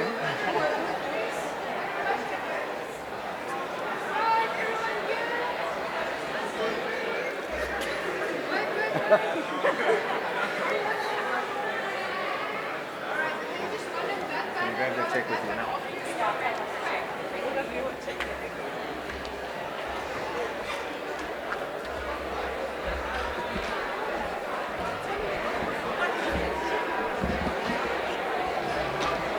Okay. Good evening. So we looked at a couple of data sets, and to be specific, we looked at 9 different data sets in our approach, where we noticed that the majority of unemployed individuals or discouraged job seekers fall within the category of matric certificate holders. That's the highest level, that's the highest qualification level they have. So our idea was not to just, and as a matter of fact, between those matric certificate holders, more of them were females, and if we looked at the ones that were employed, it was now more of males. So we wanted to build a system which will now take into account jobs that require skill over qualification. So in building this system, we wanted to use our predictive analysis to do things like to use sentiment analysis for your reviews, and beyond that, we also look at, based on your reviews, what's the growth or the trend of your charge per hour. For example, the better you do your job, if you are a painter, you do a job and then you take a picture. We use image analysis or image processing techniques to look at how good the job is. And if it is very good, you get high reviews. And the higher the reviews, the higher your rate per hour is. But it is controlled within the acceptable range. And if you do badly, then the opposite applies. So one of the key features that I wanted to look at that is applicable to machine learning was forecasting your rate per hour. So the better you do, then your rate per hour, you should be able to see that your rate per hour increase, for example, for over the next 34 months, or 34 weeks. And if you do terribly, you should be able to see that in the next 24 weeks, I will be charging at R0 per hour. Thank you.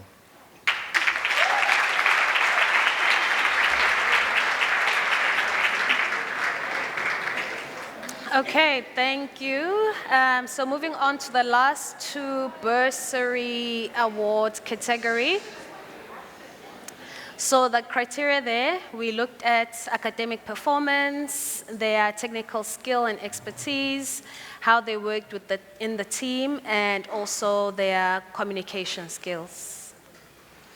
So for the best male, the bursary worth 100,000 Rand being sponsored by Kobicom Educational Trust goes to University of Mpumalanga, Mr. Daniel Slinda.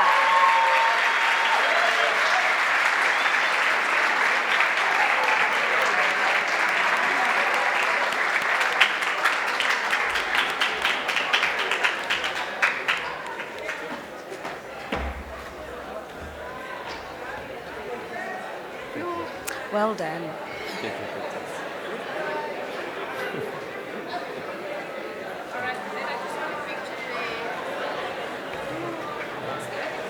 Sorry, is there female and a whatever? Okay.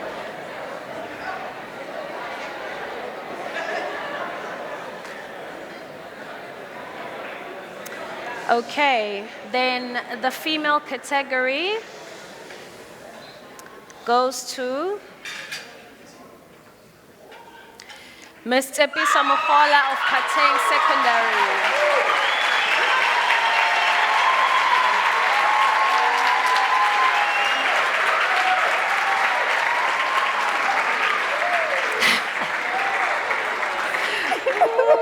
I'm gonna cry.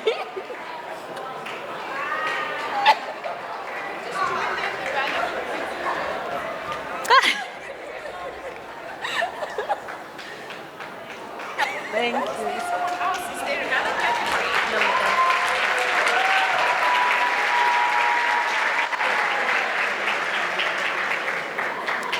So a final vote of thanks to Nikki's and Dorisa management, the Dorisa team for organizing the Datathon, our mentors, judges, participants, and sponsors. Thank you, Siyabonga.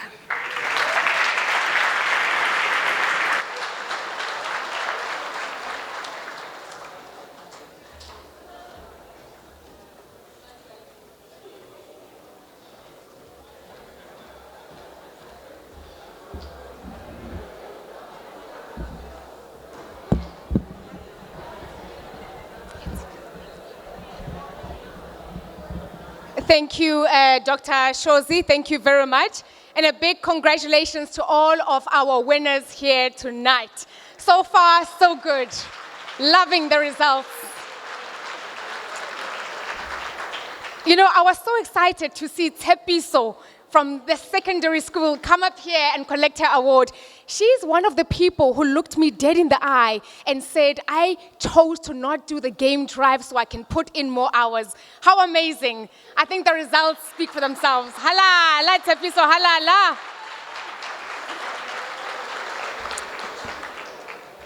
Now, the next award is the Sunren Cyber Security Challenge. The purpose of the, I love the energy. The purpose of this challenge is to stimulate interest in the field of network information security within the Southern African tertiary education institutions. As such, the competition is aimed at university students who are interested in information security fields such as penetration testing, incident reporting, digital forensics, and security training.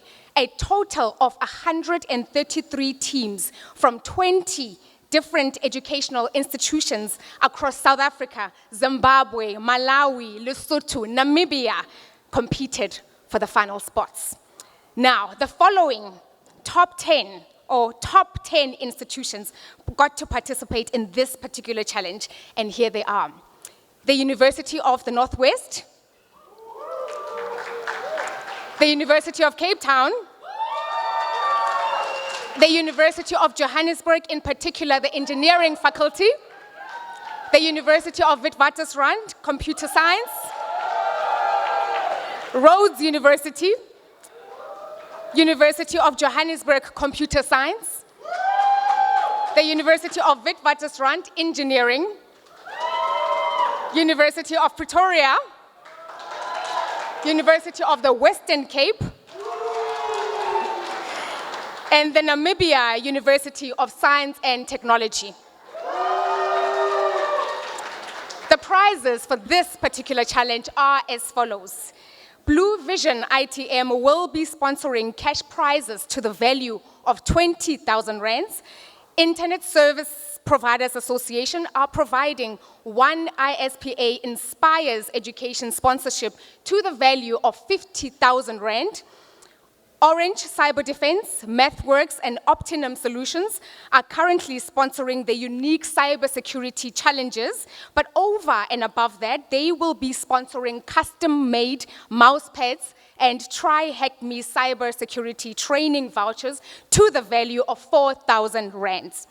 MathWorks and Optimum Solutions have also sponsored the MATLAB fundamental training to the value of 35,000 rands.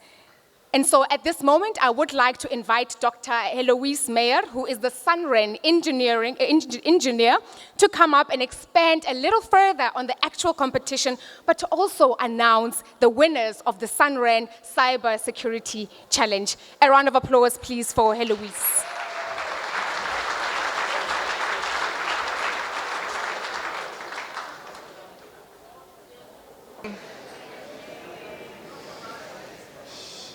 Thank you so much for this opportunity. Thanks, Lorrato, for the wonderful introduction. And apologies for not seeing your email asking for my number. I actually only saw it while sitting here. But thank you so much. I really appreciate it. So they're just wiring me up a bit. Hopefully it's not dangerous. I really hope not so. Not at all? Okay, awesome. Cool. Thank you so much. So good evening and a warm welcome to everybody here today. A warm welcome also to all my students and mentors. It's been a long, I want to say few days, but it's been a long few weeks. But we're here awarding our winners tonight, and I'm very excited to do so. But perhaps before I proceed, I just want to mention a bit why we're actually doing this competition. Why do we have the Cybersecurity Challenge? And I'm afraid to say this is to build the next pipeline of hackers to go out there in the world. Oh, sorry, I meant ethical hackers, ethical hackers.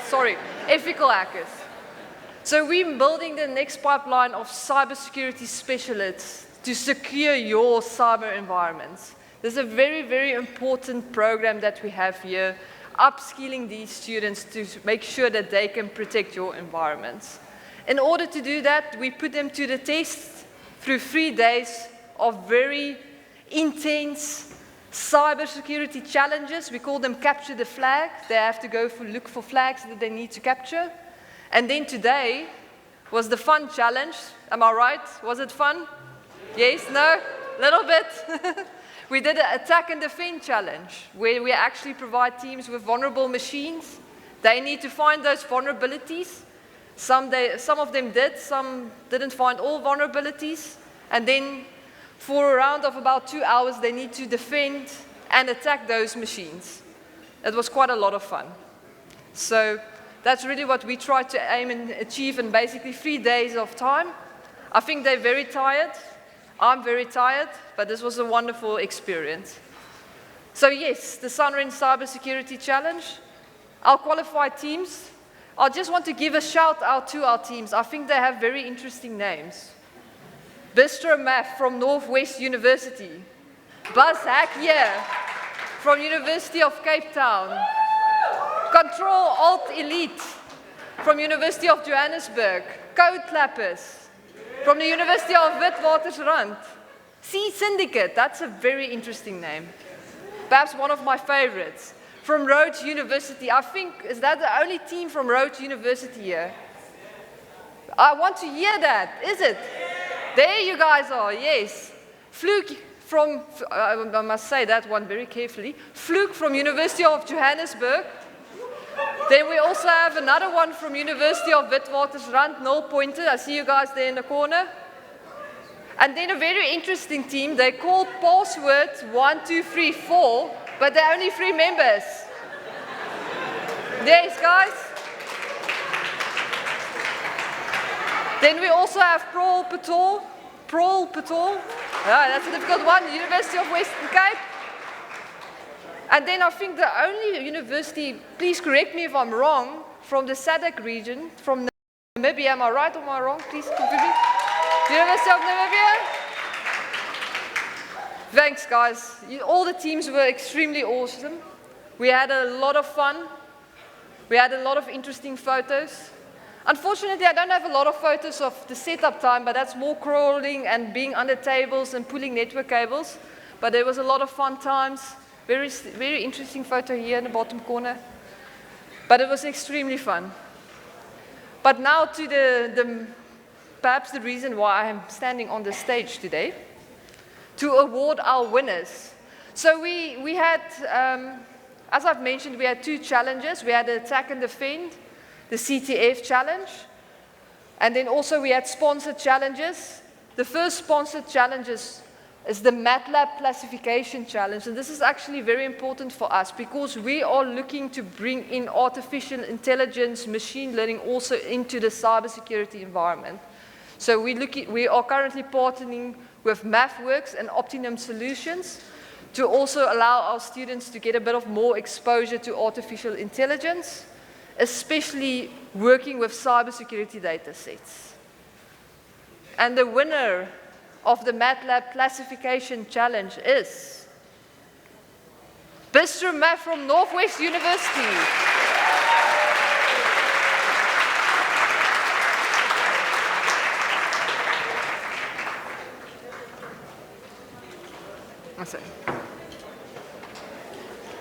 Wat zou je doen? Oh.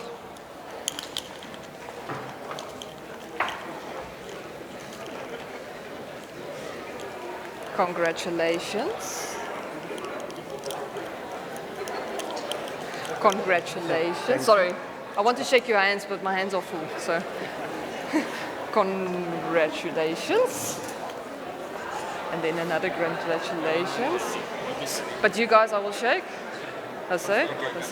Let's see. Kom, ek join jou hierdie kant. Let's see. Let's see.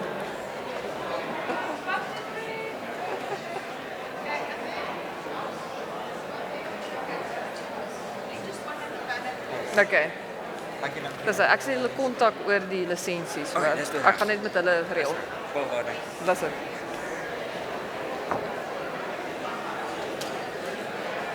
All right. So that was our MATLAB classification challenge. Now our next one is the API challenge. For those of you that don't know what API stands for, it actually stands for Application Programming Interface. This is the interface that's often used by websites. You know, so if you access a website, there's APIs running in the back. So security for them is very important. It's important that you secure your API endpoints. So Orange Cyber Defense provided us with a unique challenge to provide our students with exposure to see, can they actually detect and exploit weak and vulnerable endpoints? Now, I think this was quite a fun challenge, but perhaps a bit difficult challenge. But this is actually set up as you would experience it in the real world if you become a penetration tester. So this was what you guys, if you go that route, this is what you're going to experience. And for the API challenge by Orange Cyber Defense, the winners is, or are, Bosworth 1234, University of Pretoria.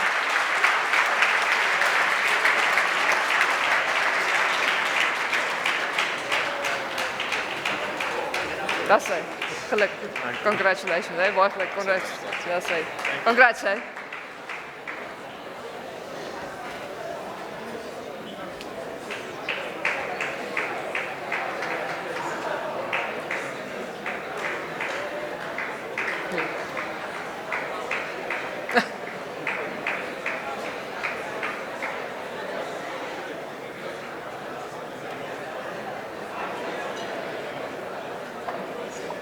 Come, you guys can pose for a photo.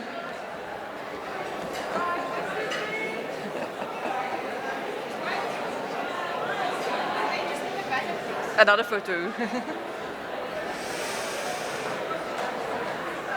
All right, moving on swiftly to our attack and defend challenge. Now I must admit, the winners here, I could not have predicted.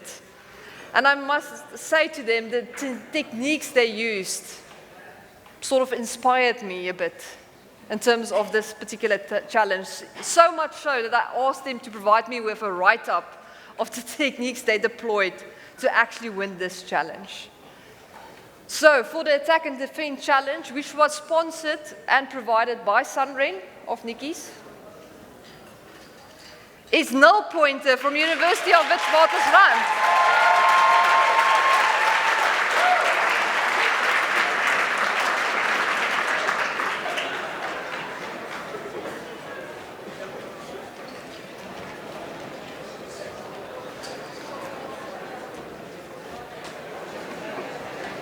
Congrats, you guys killed that one. You killed it. Where's the fox as well?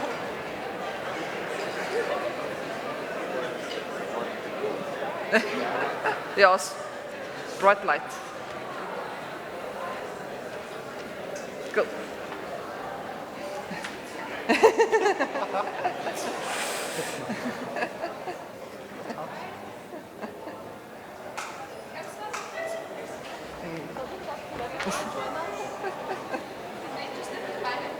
That's fine. Cool. Thanks, guys.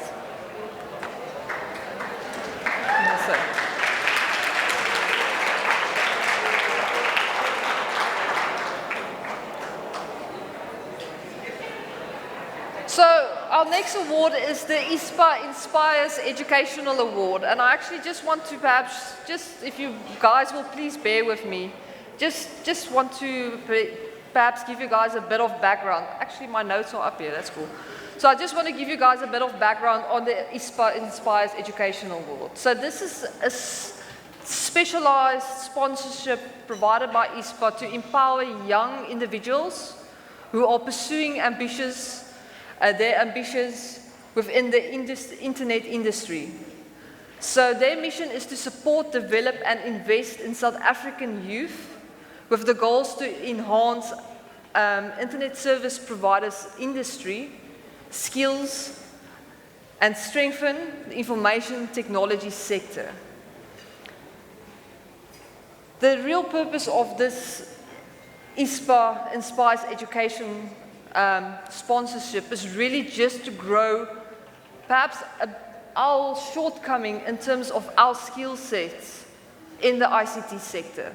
And I believe with this sponsorship, even though for this year it will be for only one of our promising CSC students, we are adding to this, we're building this pipeline. So this year, the ISPA Inspires Educational Sponsorship Award goes to Rochelle Coetzee from the University of Western Cape.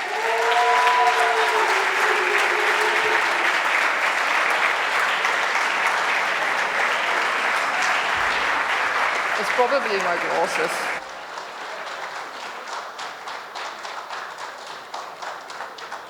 Okay.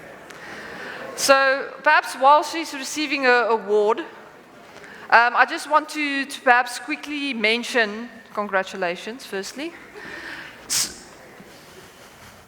Perhaps let's quickly take the photo. We can quickly do the photo. This side.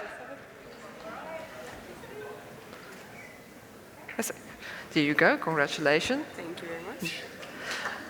But we can do another round of applause.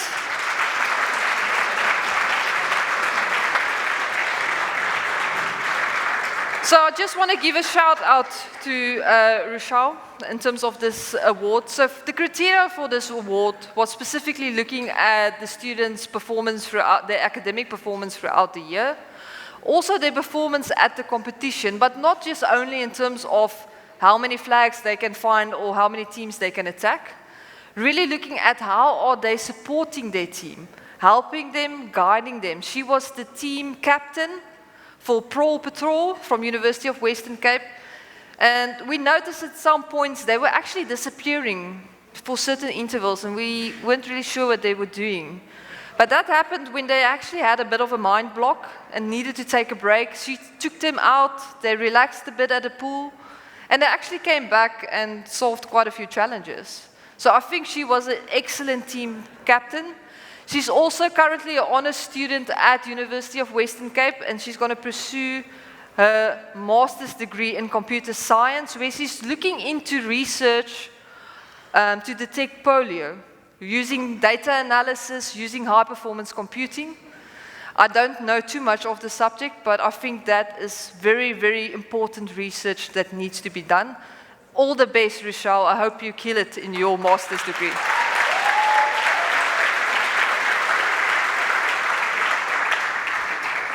Now for the big prizes, we're coming to the end for the Sunrange prizes, I promise.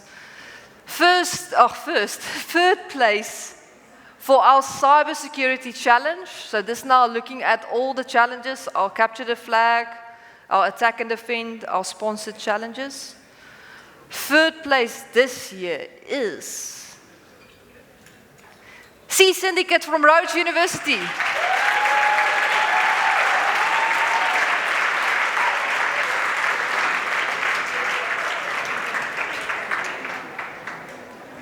I must admit, you guys came out of nowhere. Well done. Just perhaps to give a bit of context while they're coming up, the scoring for our challenges this year was extremely, extremely close. It changed constantly. That at some point in time, we didn't know. There was like 6 teams in running to win these prizes. So, and we actually, last night around 8 o'clock, we disabled the scoreboard, so nobody knew what was going on. I didn't even check this morning. I only checked once we closed all the challenges, so it was quite a big surprise. Cool. Congratulations, guys. Well done.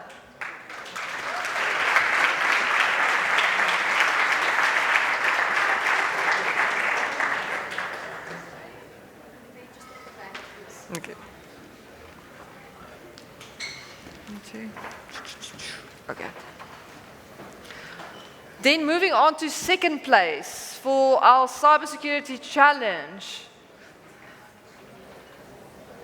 And I'm glad and very privileged to announce probably the team that traveled the furthest to get here is Team Revolve from Namibia, University of Science and Technology.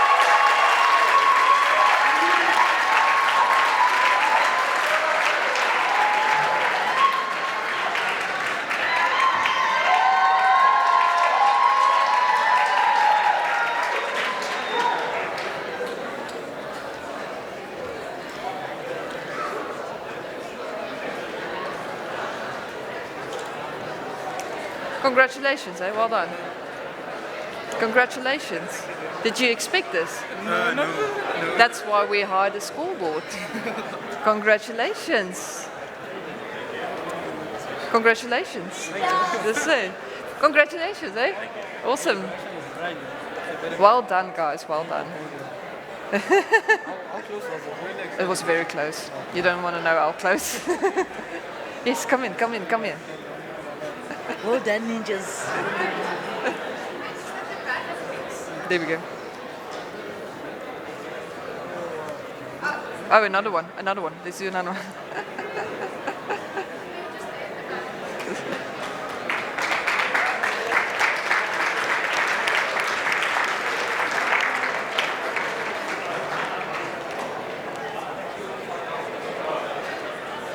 I promise you guys, this is my third final slide. So, first place for our cybersecurity challenge this year for 2023. And I was very impressed with their performance this year. And I must give them a shout out. They are actually still, I think a large portion of the team is still first year students, if I recall correctly. So, first year, keep that in mind. And first place for cybersecurity challenge goes to Bistro Math from Northwest University.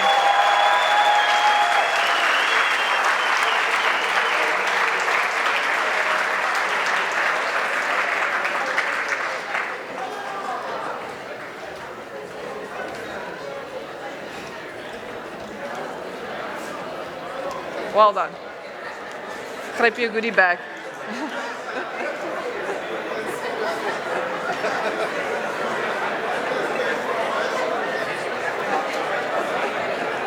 Congratulations, eh? Did you guys expect this, eh? No. Well, congrats. That's why we hired a school board. No? Nice. See? Pretty boy.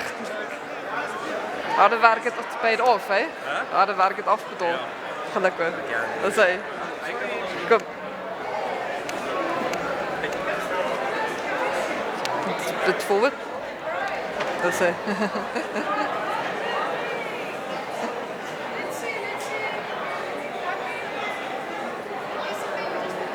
Dat is hij. Borgelijk. Borgelijk.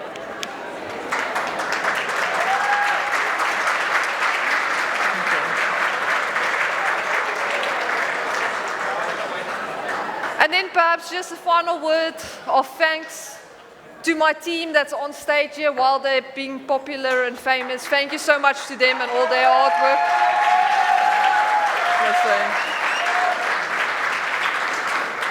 Then also a big thanks to our sponsors, BitM, ISPA, MathWorks, Optimum Solutions, and Orange Cyber Defense. Woo! Yes. And then perhaps finally, this is my second year being involved with this competition, and I just actually want to thank the entire Sunring and the entire Nikki's for this initiative. I think this is a wonderful initiative, this competition. It's really wonderful to see the students being so eager and participate and learn new skills, and this is really thanks to Nikki's making this possible. So thank you so much, guys. That is my story. Thank you. And I think it's falling off again.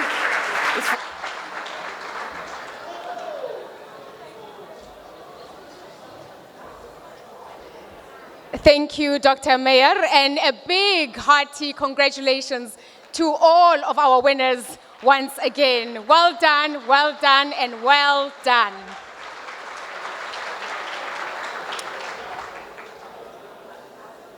All right, we move on to the last challenge of the evening. Now, this particular challenge is the student cluster competition. Thank you. All right, as I was saying, the last challenge for the evening is the student cluster competition. Oh, lo, lo. Ha, la, la. Yeah, it's getting real. We are getting there. Now, this competition consists of 10 teams comprising of undergraduate students from a number of universities and institutions of higher learning around South Africa. During the conference, the teams will be building small-scale or have already built small-scale, high-performance computing clusters with hardware that has been graciously sponsored by Dell and supported by our various partners. The teams comprise of 4 undergraduate team members and a mentor. Now, the mentor is usually someone who is a postgraduate student or a member of staff. The application software and codes gave students exposure to solving real-world problems, such as climate change, all the way to simulating a quantum computer. Now, the 10 teams that participated this year are as follows. We've got 2 teams from the University of Witwatersrand, which is WITS 1, as well as WITS A.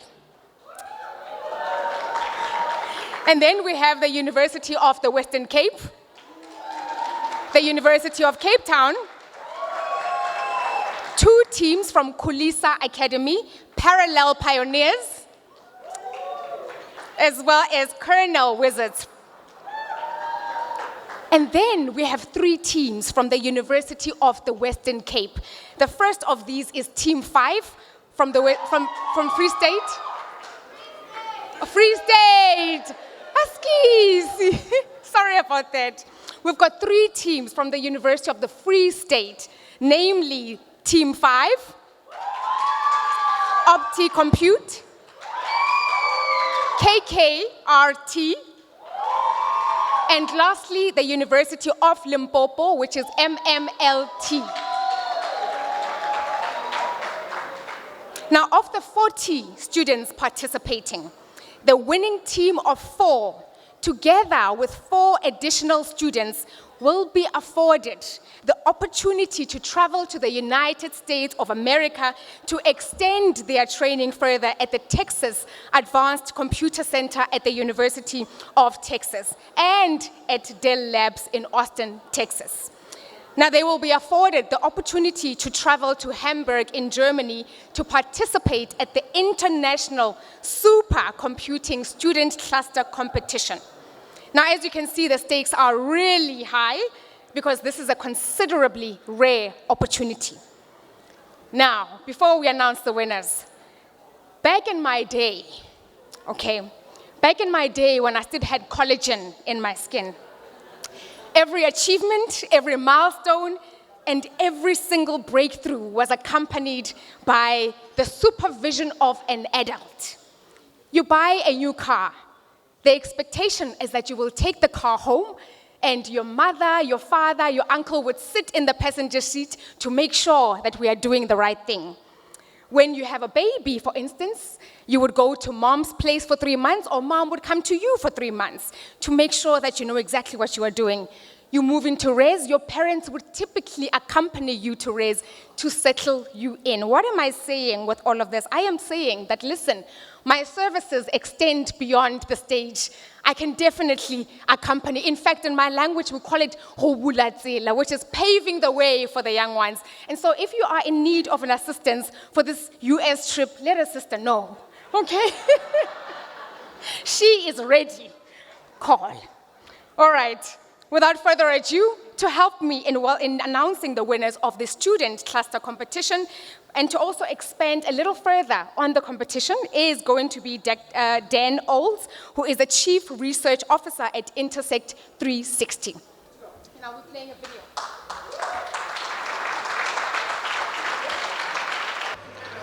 You ready to do this? Get that out. Good. Okay, here we go. I'm Dan Olds. You heard that. You know why we're all here tonight, right? To give Happy Satoli an excuse to throw a massive, big-ass party for 550 of his best friends. Happy?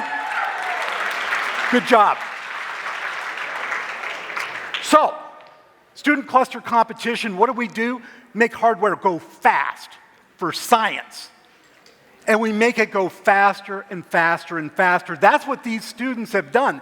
Here's the workloads. Chpc, big bunch of benchmarks.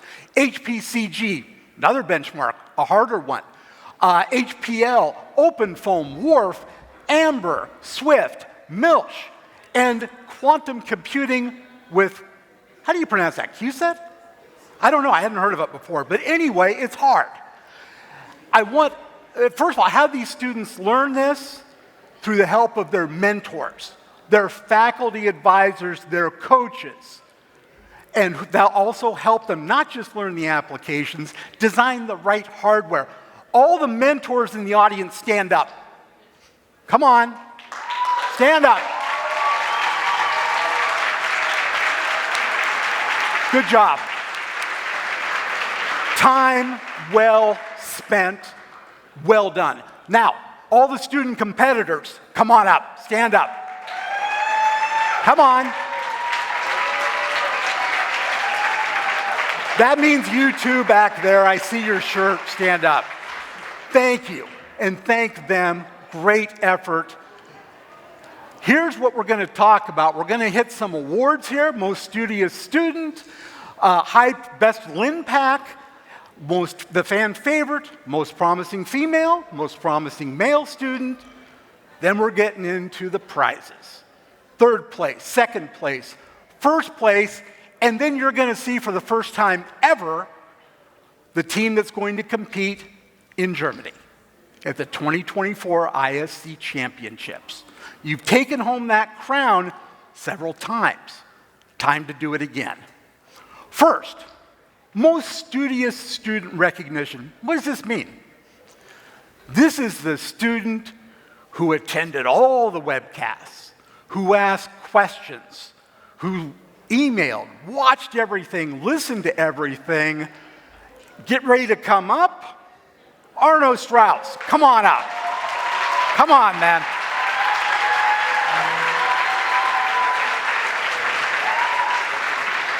You earned this, my friend. You earned this. Good job. Thank you. Good job. There we go. All right. Well, there you go. Okay, go ahead and go. Yeah, well, there we get it all in. Yeah. Okay. Good job. Good job.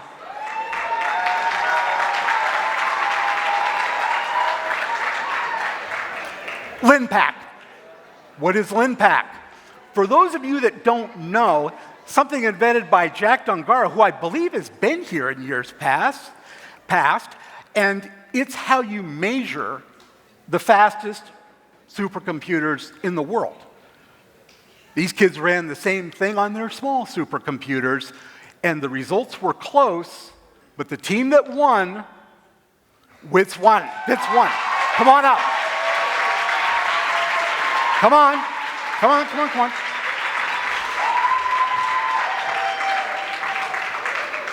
Not easy to do. They tuned it, they ran it, they made it work. Congratulations. Good job. Come on in. Let's get our picture.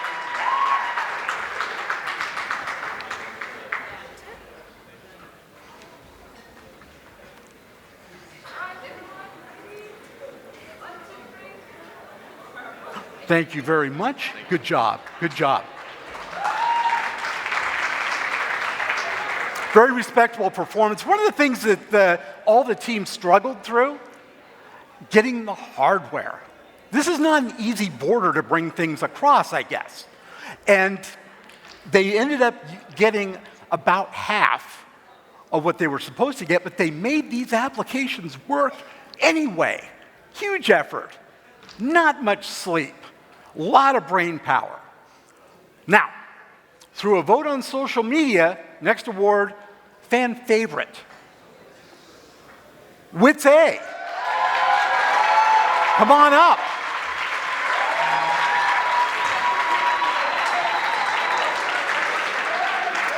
They saw the teams, they voted, and from what I understand, you had of course, the largest percentage, but it was a very large percentage. Please, let's go down the history books. Get in there. Good job.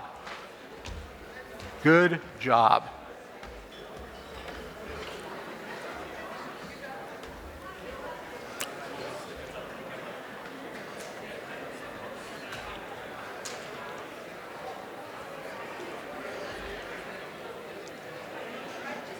A little tighter.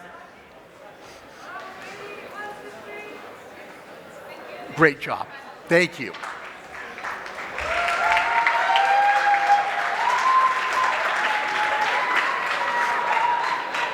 Let's keep that enthusiasm up. I'm on a highly volatile mix of near caffeine poisoning, sleep deprivation, and adult onset ADD.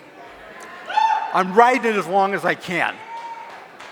So, moving along, most promising female student prize. Now, our sponsors here, what they're going to do is mentor this student senseless. They're going to give them specialized training, access to executives, anything essentially you can think of to give them a jump start on their career. So the most promising female student award goes to Limpo. Come on up. Come on up. That's it.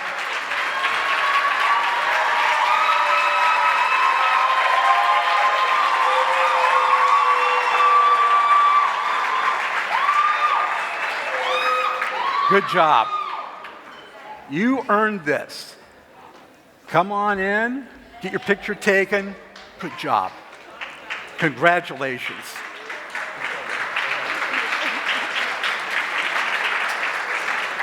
Good job.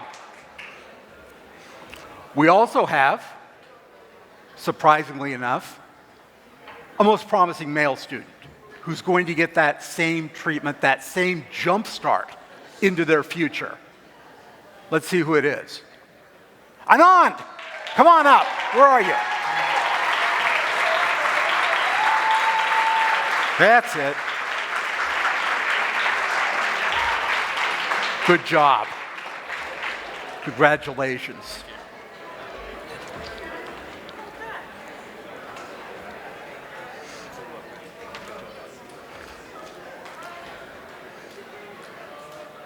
Great. Now, little bit, how were these things decided? This wasn't just numbers. It's not a spreadsheet. It's judges. And I want all the judges to stand up. Come on, there's a few of you out there, the few, the proud, the brave, who sat in that room for 2 hours and fought this stuff out. Good job. Good job.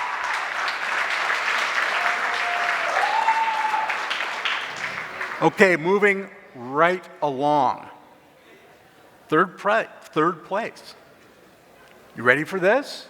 Let's have a little drum roll. Come on, give it up. Good, good, good, good, good, good. Third place. The prize sponsored by Diploma. Team 5.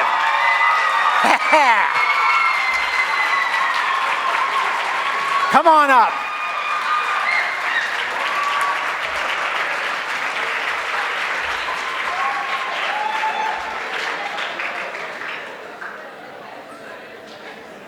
What, you're already posting about this?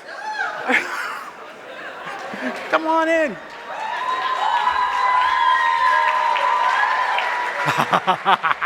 University of the Free State. Good job. Good job. Nicely done.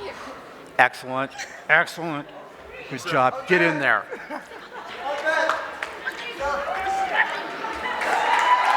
Oh, yeah. Come on, Ahmed. Come on, come on, come on, come on, come on.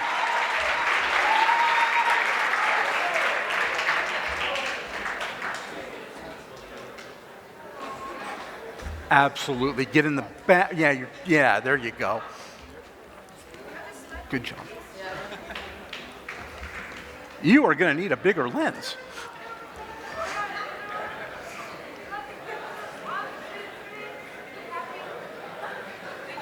Great job. Congratulations. Go over and get your picture taken.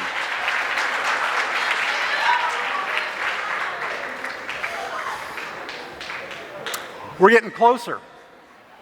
We are getting closer. This next team is going to receive laptops from Eclipse Holdings. Want to know who they are? You ready?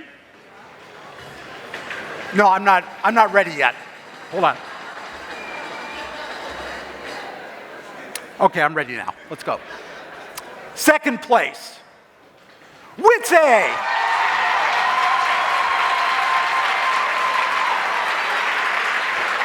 Congratulations.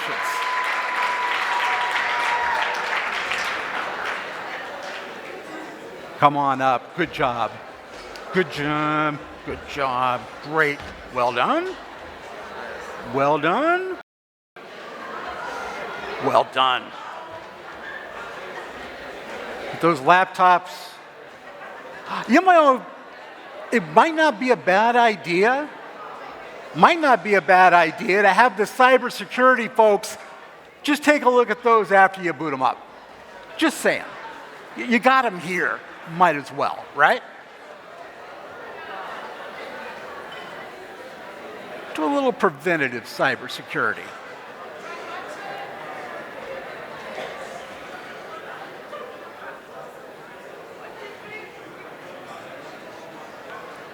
Did you get it?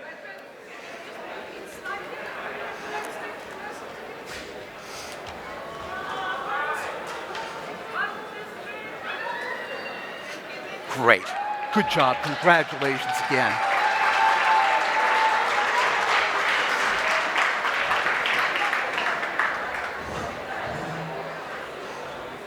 You know what's coming next? This next team is going to Texas. They're going to get a heaping helping of supercomputing from the Texas Advanced Computing Center and Dell, and a bunch of barbecue. Maybe some freezing rain. It happens. It's something you wouldn't know about here. So, let's see them. First place team, that's it. Give it up. Which one?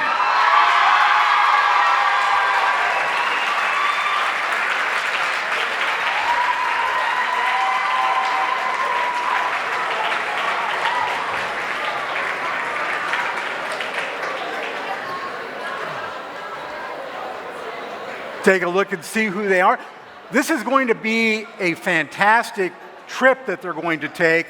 First to Texas, courtesy of Dell, and then to Hamburg to take on the world.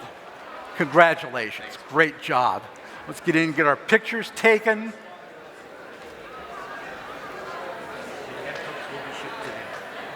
Oh yes, laptops will be shipped to them.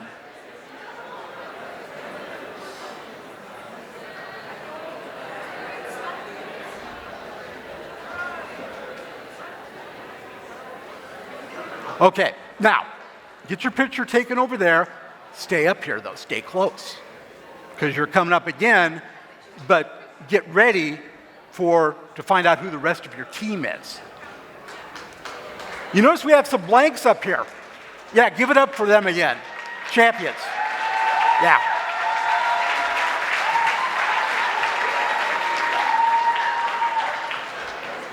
Great job. We have some blanks up here. There are two more that are going to be on the team. Oh, don't shush. I'll just go louder. That's not a problem.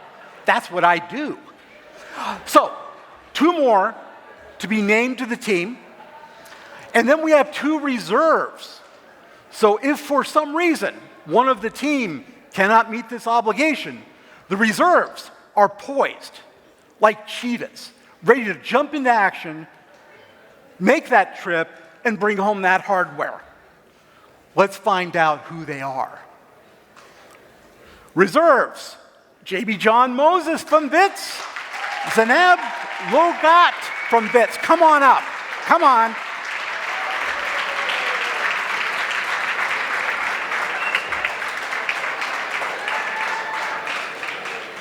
You have to be ready to take the place in case something happens. You will go through the same training. You will be ready.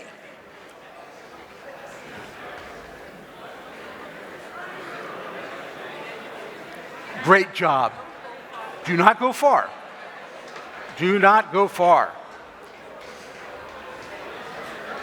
Two more slots left. Two more slots. Let's see who it is. Come on. Come on up.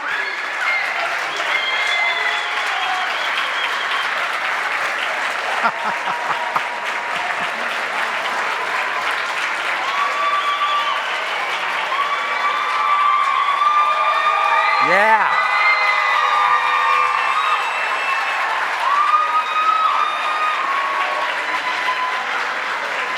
You're going to Texas.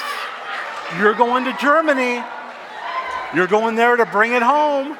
Come on in.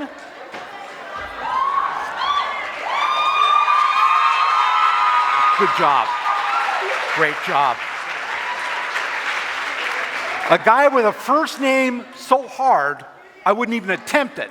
And he calls himself Chpc. Great job.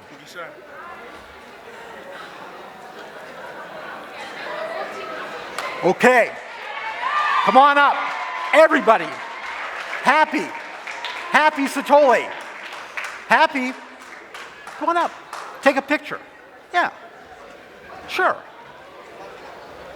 I mean, you're paying the bill for all this. You might as well get your face in a picture. Get in there with your team. Yeah, we're gonna tighten it up. Be sure and bring that flag.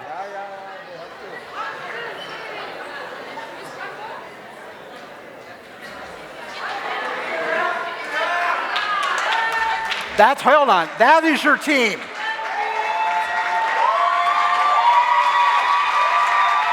We have got to thank these folks, these sponsors that made this happen. It's a great list. AWS, Dell EMC, Diplomix, Eclipse, Intel, NRF, Sorrow, NVIDIA, Solo. Thank them. Give them applause. This doesn't happen without them. Last thing to leave you with, Amidala. Say it. 1, 2, 3,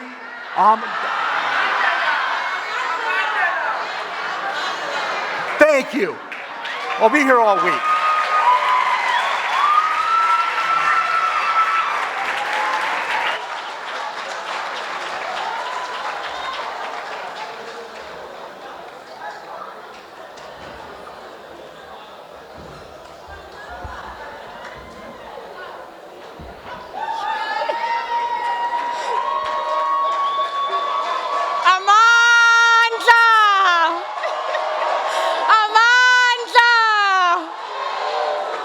He started it, okay? Wow. I don't believe, Dan, that I can top that energy. It was amazing. Thank you very much. Thank you. Appreciate that. Appreciate that.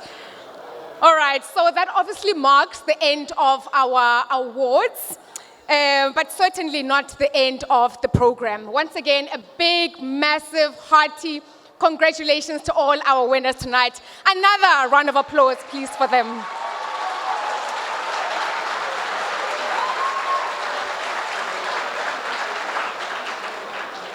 Now, if you would like to find out more about the student cluster competition, or if you'd like to follow them for regular updates, follow their Twitter account on #CHPC_SCC and #IamHPC. All right, we are drawing to a close, and so I will be asking Dr. Werner Janse van Rensburg, who is the research manager right here at the Center for High Performance Computing, to give us his vote of thanks. A round of applause, please, for Werner.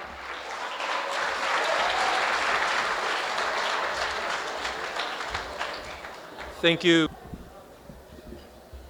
Yes, thank you. I have the privilege to just put the vote of thanks tonight. We have reached the end of the proceedings of this week. The awards function is, I think, an appropriate culmination of all the activities. But just allow me to thank a few individuals and stakeholders. So firstly, the DSI for their participation and representing them in the meeting, as they are the main funding entity of Nikki's, and without them, nothing that we do will be possible. So Mr. Daniel Mogloklane and Mr. Hubert Matubule from DSI, we appreciate they are not here tonight, but the fact that they came is very appreciative. Okay, sorry. Then, of course, our sponsors.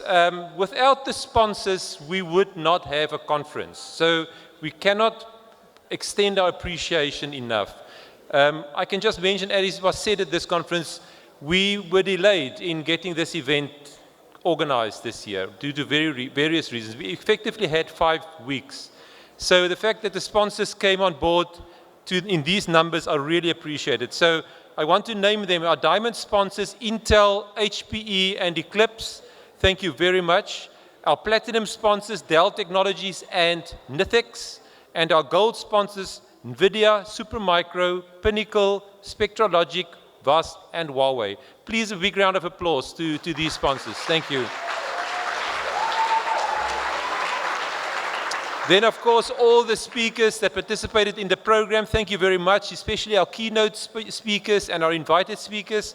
We really appreciate your contributions. Also, the SADC representatives that participated, and of course, all the delegates. If the delegates are not here, we cannot have a conference. So thank you very much to all of you. Then, bringing it a bit closer to home, in order to organize a conference like this, it takes many dedicated people. So we've got an organizing team involving basically everybody in Nikki's. So the CHPC, Sandra and Teresa, well, they have supported, everybody had a role in some way supporting delegates, assisting in various sessions, chairing of sessions, etc. So many had designated duties, and everybody felt the stretched timelines that we have. But I want to highlight one or two names, because without these individuals, we will definitely not have a conference. So Nox Muyake there in the front, Nox, she's still busy organizing things. She cannot even look up because she's organizing probably the logistics for the buses leaving. Nox. So Nox is absolutely the pillar here, because if she doesn't do what she does, you will not see most of the things around you. Big hand of applause to her, please. Secondly, the person that most of you will never really, or you won't see him, is Kevin Colville. He's the main program coordinator, and he does many, many things. I always say I don't always know what he does, because he does so many things that I don't even know. But everything from the design of this tags to what is organized and what you see here is due to Kevin. I don't know, Kevin, are you in the room? Where are you? There at the back. A big round of applause, please, to Kevin. And then a third person that I just would like to highlight, also Benjamin Bosch. He played a critical role in many things, from the online program, how we handled the payments, registrations, the poster competition, much, much more. Benjamin, I'm not sure, are you in the room? I don't see Benjamin. But big round of applause, please. Thanks. And then a number of other people, also part of the organizing committee, Edward, Dora, Renier, Nobobele, Stimbiso, Kolani, Aja, Johan, all of these people are important contributors. Then to the logistical support, we have people that are dedicated to do the logistics. Now, this venue is particularly challenging when it comes to logistics. So I want to thank Funeka, Brenda, Melissa, Kabomzi, and Leslie. They played a key role and are still playing a role to ensure the conference ends well. And then, of course, on the side of the CSR finances, Masechaba, thank you very much for your support here. Thanks. Then in terms of the proceedings tonight, the competitions, you will see the extensive work that goes into these competitions, so all the various sponsors making this possible. These are, of course, the poster competition, Anton, Leglonolo, Benjamin, all the adjudicators, thank you very much. The RISA Student Datathon, Bobele and her team, Sunrin, the cybersecurity, Heloise and her team, the Chpc Student Cluster Competition, Nyameko, Lisa and Mabato, thank you very much. And of course, the rest of the team. So thank you to the student competitions. Then on the internet provisioning, Sunrin played a key part to make sure that we had excellent internet over these days. I hope you can agree with me. So Sunrin, and especially Johan, thank you very much for all the efforts in making this work for us. Then I must thank our third-party entities. Our audio-visual and recording services were done by Lediga Maglangu Group. Thank you very much. They did a very good job. Our exhibition builds, Expo guys, Nadine and her team, thank you very much. And on-site registrations by Pinstripe and Justin and his team. Thank you very much to these service providers. And then I'm ending off. Lastly, thank you to the managers and the leadership of Nikki's. Firstly, the CHPC director, Mervyn, sitting at the back. Thank you very much, Mervyn, for the support. The Sunren director, Sabelo Dlamini, is unfortunately not here, but Sunren, leading Sunren and supporting this. And of course, the RISA director, Anwar Vahet. I'm not sure where's Anwar, but thank you very much. And lastly, Happy Sitole, thank you very much as Nikki's center manager. I think without Happy's vision, we will probably never have this conference. Thank you, Happy, for believing in us in organizing this event. And maybe I can just say he was correct that about, 5 weeks ago, I thought it impossible. And I said we might not have a conference. So Happy, I'm glad to say now we had a conference. Thank you very much.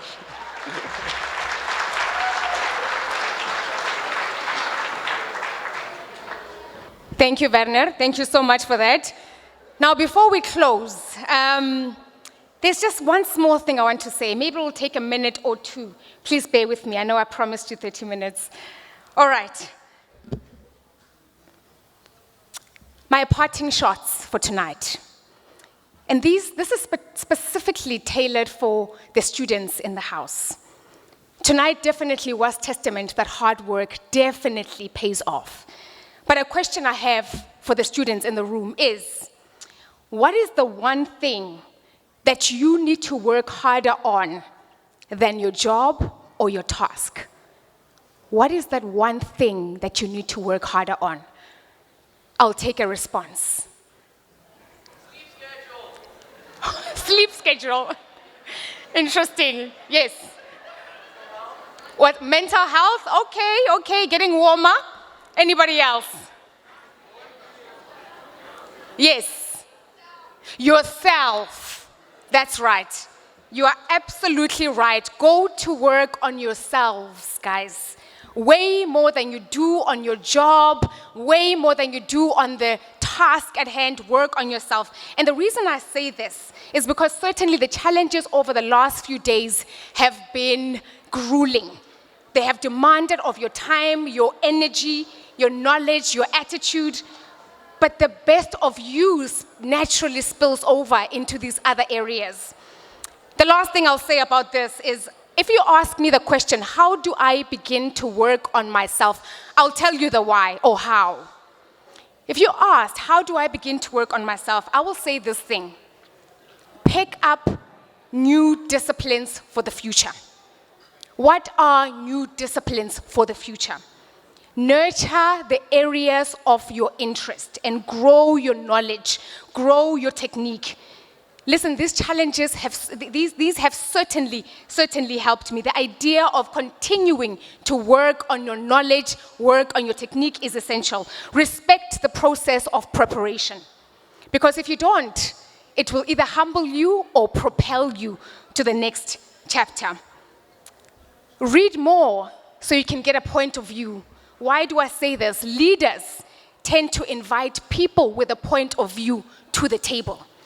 Grasp a point of view. Learn to say no so that when you are able to say yes, you can give off everything that you have. And lastly, always expect to do well. Nothing else. Always expect to do well. I know I said lastly, but the last one is to do a good job. In everything that you do, guys, continue to do a good job. Do it so well that the living, the dead, and the unborn couldn't possibly do it any better than you. Thank you so much for being a gracious audience. I have enjoyed being with you tonight. Once again, my name is Lerato Ditsejo, and I thank you for allowing me to host you. Dessert will be served, will be plated exactly where you are, so no need to move, but enjoy the rest of the evening and travel back safely. Good evening.